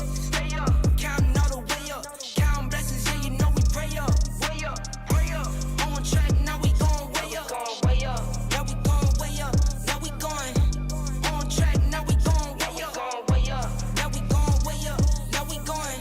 I got his band like I'm Barry Bonds. Running through the money, but the money's long. I don't love it, but I need it, keep it coming on. Only friendly, me and friends, we don't get along. I put that on my name, that I put them on. I put myself on stage and say sing along. I might book a session, do 100 songs. I'ma let you hear them just to prove you wrong. On track, now we going way up.